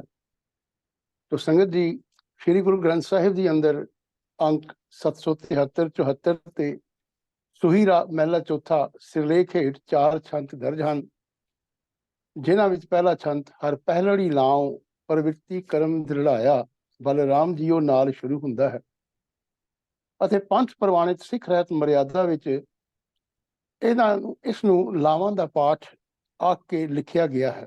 ਸੋ ਇਸ ਤਰ੍ਹਾਂ ਲਾਵਾਂ ਸ਼ਬਦ ਗੁਰੂ ਕਾਲ ਤੋਂ ਹੀ ਸਿੱਖ ਸਾਹਿਤ ਅਤੇ ਸਿੱਖ ਇਤਿਹਾਸ ਦਾ ਹਿੱਸਾ ਹੋ ਚੁੱਕਿਆ ਹੈ। ਪੁੱਛਿਆ ਗਿਆ ਸਵਾਲ ਪੂਰਨ ਰੂਪ ਵਿੱਚ ਪੰਥ ਪ੍ਰਵਾਨਿਤ ਸਿੱਖ ਰਹਿਤ ਮਰਿਆਦਾ ਦੇ ਨਾਲ ਸੰਬੰਧਿਤ ਹੈ, ਤੇ ਇਸ ਦਾ ਉੱਤਰ ਵੀ ਮਰਿਆਦਾ ਵਿੱਚੋਂ ਭਾਲਣਾ ਜ਼ਰੂਰੀ ਹੈ। ਲਾਵਾਂ ਸ਼ਬਦ ਦੇ ਅਰਥ ਭਾਈ ਕਾਹਨ ਸਿੰਘ ਜੀ ਨਾਭਾ ਨੇ ਵਿਆਹ ਸਮੇਂ ਦੀ ਪ੍ਰਕਰਮਾ ਫੇਰਾ ਕਰਕੇ ਕੀਤੇ ਹਨ। ਤੇ ਸੰਗਤ ਜੀ, ਆਪ ਜਾਣਦੇ ਹੋ ਕਿ ਸਿੱਖ ਧਰਮ ਵਿੱਚ ਵਿਆਹ ਦਾ ਨਾਂ ਆਨੰਦ ਹੈ ਅਤੇ ਸਿੱਖ ਰਹਿਤ ਮਰਿਆਦਾ ਅਨੁਸਾਰ ਸਿੱਖ ਦਾ ਵਿਆਹ ਆਨੰਦ ਰੀਤੀ ਨਾਲ ਕਰਨਾ ਚਾਹੀਏ। ਸੋ ਆਨੰਦ ਰੀਤੀ ਸਿੱਖਾਂ ਵਿੱਚ ਬਹੁਤ ਪੁਰਾਣੀ ਹੈ ਅਤੇ ਇਸ ਦਾ ਮੁੱਢ ਸਿੱਖੀ ਵਿੱਚ ਗੁਰੂ ਨਾਨਕ ਸਾਹਿਬ ਦੇ ਸਮੇਂ ਤੋਂ ਹੀ ਬਣਿਆ ਜਾ ਸਕਦਾ ਹੈ। ਮੌਜੂਦਾ ਸਮੇਂ ਵਿੱਚ ਇਸ ਨੂੰ ਕਾਨੂੰਨੀ ਸ਼ਕਲ ਵਿੱਚ ਲਿਆਉਣ ਦਾ ਯਤਨ ਟਿੱਕਾ ਰਿਪੁਦਮਨ ਸਿੰਘ ਜੀ ਨੇ ਆਰੰਭ ਕੀਤਾ, ਜਿਨ੍ਹਾਂ ਨੇ 30 ਅਕਤੂਬਰ ਸੰਨ 1908 ਨੂੰ ਬਿੱਲ ਕੌਂਸਲ ਵਿੱਚ ਪੇਸ਼ ਕੀਤਾ ਅਤੇ ਸਰਦਾਰ ਸੁੰਦਰ ਸਿੰਘ ਜੀ ਮਜੀਠਾ ਨੇ 27 ਅਗਸਤ 1909 ਨੂੰ ਰਿਪੋਰਟ ਲਈ ਖਾਸ ਕਮੇਟੀ ਦੇ ਸਪੁਰਦ ਉਹਨਾਂ ਦੇ ਯਤਨਾਂ ਦੁਆਰਾ ਹੋਇਆ ਤੇ ਅੰਤ 22 ਅਕਤੂਬਰ 1909 ਨੂੰ ਆਨੰਦ ਵਿਵਾਹ ਦਾ ਕਾਨੂੰਨ, ਜਿਸ ਨੂੰ ਅਸੀਂ ਆਨੰਦ ਮੈਰਿਜ ਐਕਟ ਵੀ ਕਹਿੰਦੇ ਹਾਂ, ਪਾਸ ਹੋਇਆ। ਤੇ ਪੰਜ ਪ੍ਰਵਾਨਿਤ ਸਿੱਖ ਰਹਿਤ ਮਰਿਆਦਾ ਵਿੱਚ ਅੱਜ ਦੇ ਸਵਾਲ ਨਾਲ ਸੰਬੰਧਿਤ ਦਾਸ ਆਨੰਦ ਸੰਸਕਾਰ ਦੇ ਅੰਗਾਂ ਪਹਿਰੇ ਵਿੱਚੋਂ ਕੁਝ ਲਾਈਨਾਂ ਆਪ ਜੀਆਂ ਨਾਲ ਸਾਂਝੀ ਕਰਨੀ ਚਾਹਾਂਗਾ। ਆਪ ਜੀ ਸਰਵਣ ਕਰੋ ਜੀ। ਵਿਆਹ ਵੇਲੇ ਸ੍ਰੀ ਗੁਰੂ ਗ੍ਰੰਥ ਸਾਹਿਬ ਜੀ ਦੇ ਹਜ਼ੂਰ ਦੀਵਾਨ ਲੱਗੇ, ਸੰਗਤ ਜਾਂ ਰਾਗੀ ਕੀਰਤਨ ਕਰਨ, ਫਿਰ ਲੜਕੇ ਤੇ ਲੜਕੀ ਦਾ ਗੁਰੂ ਗ੍ਰੰਥ ਸਾਹਿਬ ਜੀ ਦੇ ਹਜ਼ੂਰ ਬਿਠਾਏ ਜਾਣ। ਲੜਕੀ ਲੜਕੇ ਦੇ ਖੱਬੇ ਪਾਸੇ ਬੈਠੇ। ਆਰੰਭ ਦੇ ਅਰਦਾਸੇ ਤੋਂ ਬਾਅਦ ਆਨੰਦ ਪੜ੍ਹਾਉਣ ਵਾਲਾ ਲੜਕੇ ਤੇ ਲੜਕੀ ਨੂੰ ਗੁਰਮਤ ਅਨੁਸਾਰ ਧਰਮ ਦੇ ਫਰਜ਼ਾਂ ਦਾ ਉਪਦੇਸ਼ ਕਰੇ। ਤਾਬਿਆ ਬੈਠਾ ਸੱਜਣ ਸੂਹੀ ਮਹਿਲਾ ਚੌਥਾ ਵਿੱਚ ਦਿੱਤੀਆਂ ਲਾਵਾਂ ਦਾ ਪਾਠ ਸੁਣਾਏ। ਹਰੇਕ ਲਾਵਾਂ ਦਾ ਪਾਠ ਸੁਣਨ ਮਗਰੋਂ ਅੱਗੇ ਵਰ ਤੇ ਪਿੱਛੇ ਕੰਨਿਆ ਵਰ ਦਾ ਪੱਲਾ ਫੜ ਕੇ ਸ੍ਰੀ ਗੁਰੂ ਗ੍ਰੰਥ ਸਾਹਿਬ ਜੀ ਦੀਆਂ 4 ਪਰਿਕਰਮਾ ਕਰਨ। ਪਰਿਕਰਮਾ ਕਰਨ ਸਮੇਂ ਰਾਗੀ ਜਾਂ ਸੰਗਤ ਨੂੰ ਕਰਮ ਅਨੁਸਾਰ ਸੁਰ ਨਾਲ ਗਾਇਆ ਜਾਵੇ ਤੇ ਪਰਿਕਰਮਾ ਨੂੰ ਪ੍ਰਦਖਣਾ ਵੀ ਆਖਿਆ ਜਾਂਦਾ ਹੈ, ਜਿਸ ਬਾਰੇ ਭਾਈ ਕਾਹਨ ਸਿੰਘ ਜੀ ਨਾਭਾ ਨੇ ਗੁਰਮਤ ਮਾਰਤੰਡ ਦੇ ਵਿੱਚ ਕਈ ਪੁਰਾਤਨ ਪੁਸਤਕਾਂ ਦੇ ਹਵਾਲਿਆਂ ਦੇ ਨਾਲ, ਹੁਣ ਉਹ ਕਿਤਨੀਆਂ ਪੁਰਾਤਨ ਹਨ ਉਹਨਾਂ ਦੀ ਐਗਜ਼ੈਕਟ ਡੇਟ ਜਿਹੜੀ ਹੈ ਉਹ ਖੋਜ ਦੀ ਮੁਹਤਾਜ ਹੈ, ਪਰ ਉਸ ਤੋਂ ਇਹ ਲੱਗਦਾ ਹੈ ਕਿ ਕੁਝ ਪੁਸਤਕਾਂ ਜਿਹੜੀਆਂ ਨੇ ਗੁਰੂ ਕਾਲ ਤੋਂ ਬਾਅਦ ਲਿਖੀਆਂ ਗਈਆਂ ਹੋਣਗੀਆਂ ਤੇ ਕੁਝ ਗੁਰੂ ਕਾਲ ਦੇ ਸਮੇਂ ਤੋਂ ਵੀ ਹੋ ਸਕਦੇ ਹਨ। ਤੇ ਉਹਨਾਂ ਦੇ ਹਵਾਲੇ ਦੇ ਕੇ ਉਹ ਪਰਿਕਰਮਾ ਜਾਂ ਇਸ ਦੀ ਪ੍ਰਦਖਣਾ ਦੀ ਪਰਿਭਾਸ਼ਾ ਇਸ ਤਰ੍ਹਾਂ ਲਿਖਦੇ ਹਨ ਕਿ ਇਸ਼ਟ ਨੂੰ ਦੱਖਣ ਭਾਵ ਸੱਜੇ ਹੱਥ ਰੱਖ ਕੇ ਜੋ ਘੁੰਮਣਾ ਹੈ ਉਸ ਨੂੰ ਪ੍ਰਦਖਣਾ ਕਹਿੰਦੇ ਹਨ। ਤੇ ਸਿੱਖ ਰਹਿਤ ਮਰਿਆਦਾ ਅੰਦਰ ਗੁਰਦੁਆਰਾ ਸਿਰਲੇਖ ਹੇਠ ਅੰਗਾਂ ਪਹਿਰੇ ਵਿੱਚ ਲਿਖਿਆ ਹੈ ਕਿ ਸ੍ਰੀ ਗੁਰੂ ਗ੍ਰੰਥ ਸਾਹਿਬ ਅਥਵਾ ਗੁਰਦੁਆਰੇ ਨੂੰ ਆਪਣੇ ਸੱਜੇ ਪਾਸੇ ਰੱਖ ਕੇ ਪਰਿਕਰਮਾ ਕਰਨੀ ਚਾਹੀਦੀ। ਤਾਂ ਇਸ ਤੋਂ ਇਹ ਗੱਲ ਸਿੱਧ ਹੁੰਦੀ ਹੈ ਕਿ ਆਨੰਦ ਕਾਰਜ ਵੇਲੇ ਲਾਵਾਂ ਸਮੇਂ ਜੋ ਪਰਿਕਰਮਾ ਦੀ ਹਦਾਇਤ ਹੈ ਉਸ ਮੁਤਾਬਕ ਪਰਿਕਰਮਾ ਸ੍ਰੀ ਗੁਰੂ ਗ੍ਰੰਥ ਸਾਹਿਬ ਜੀ ਨੂੰ ਆਪਣੇ ਸੱਜੇ ਹੱਥ ਰੱਖ ਕੇ ਹੀ ਲੈਣੀ ਹੈ। ਹੁਣ ਸੰਗਤ ਜੀ, ਇਹ ਗੱਲਾਂ ਜਿਵੇਂ ਆਨੰਦ ਕਾਰਜ ਸਮੇਂ ਲੜਕੀ ਦਾ ਲੜਕੇ ਦੇ ਖੱਬੇ ਪਾਸੇ ਬੈਠਣਾ, ਅੱਗੇ ਵਰ ਤੇ ਪਿੱਛੇ ਕੰਨਿਆ ਦਾ ਲਾਵਾਂ ਸਮੇਂ ਰਹਿਣਾ, ਜਾਂ ਪਰਿਕਰਮਾ ਸਮੇਂ ਗੁਰੂ ਗ੍ਰੰਥ ਸਾਹਿਬ ਜੀ ਨੂੰ ਆਪਣੇ ਸੱਜੇ ਹੱਥ ਰੱਖ ਕੇ ਟੁਰਨਾ ਵੇਖਣ ਨੂੰ ਇਹ ਸਧਾਰਨ ਲੱਗਦੀਆਂ ਹਨ ਤੇ ਕਈ ਸੱਜਣ ਜਾਣੇ ਅਣਜਾਣੇ ਵਿੱਚ ਇਹਨਾਂ ਬਾਰੇ ਸਵਾਲ ਜਾਂ ਸ਼ੰਕੇ ਵੀ ਪ੍ਰਗਟ ਕਰਨ ਲੱਗ ਪੈਂਦੇ ਹਨ। ਪਰ ਗੁਰੂ ਪੰਥ ਵੱਲੋਂ ਪੜ੍ਹਾਈ ਗਈ ਸਿੱਖ ਰਹਿਤ ਮਰਿਆਦਾ ਵਿੱਚ ਜੋ ਇਹ ਨਿਯਮ ਦਰਜ ਕੀਤੇ ਗਏ ਹਨ, ਪੰਥਕ ਇਕਸਾਰਤਾ ਲਈ ਇਹ ਇੱਕ ਮੀਲ ਪੱਥਰ ਸਾਬਤ ਹੋਏ ਹਨ। ਜੇਕਰ ਐਸਾ ਵਿਧਾਨ ਅੱਜ ਸਾਡੇ ਸਾਹਮਣੇ ਨਾ ਹੁੰਦਾ ਤਾਂ ਅਜਿਹੇ ਕਾਰਜਾਂ ਤੇ ਵੱਡੇ ਭੰਬਲ ਭੂਸੇ ਪੈਣ ਦਾ ਖਦਸ਼ਾ ਹਮੇਸ਼ਾ ਬਣਿਆ ਰਹਿਣਾ ਸੀ।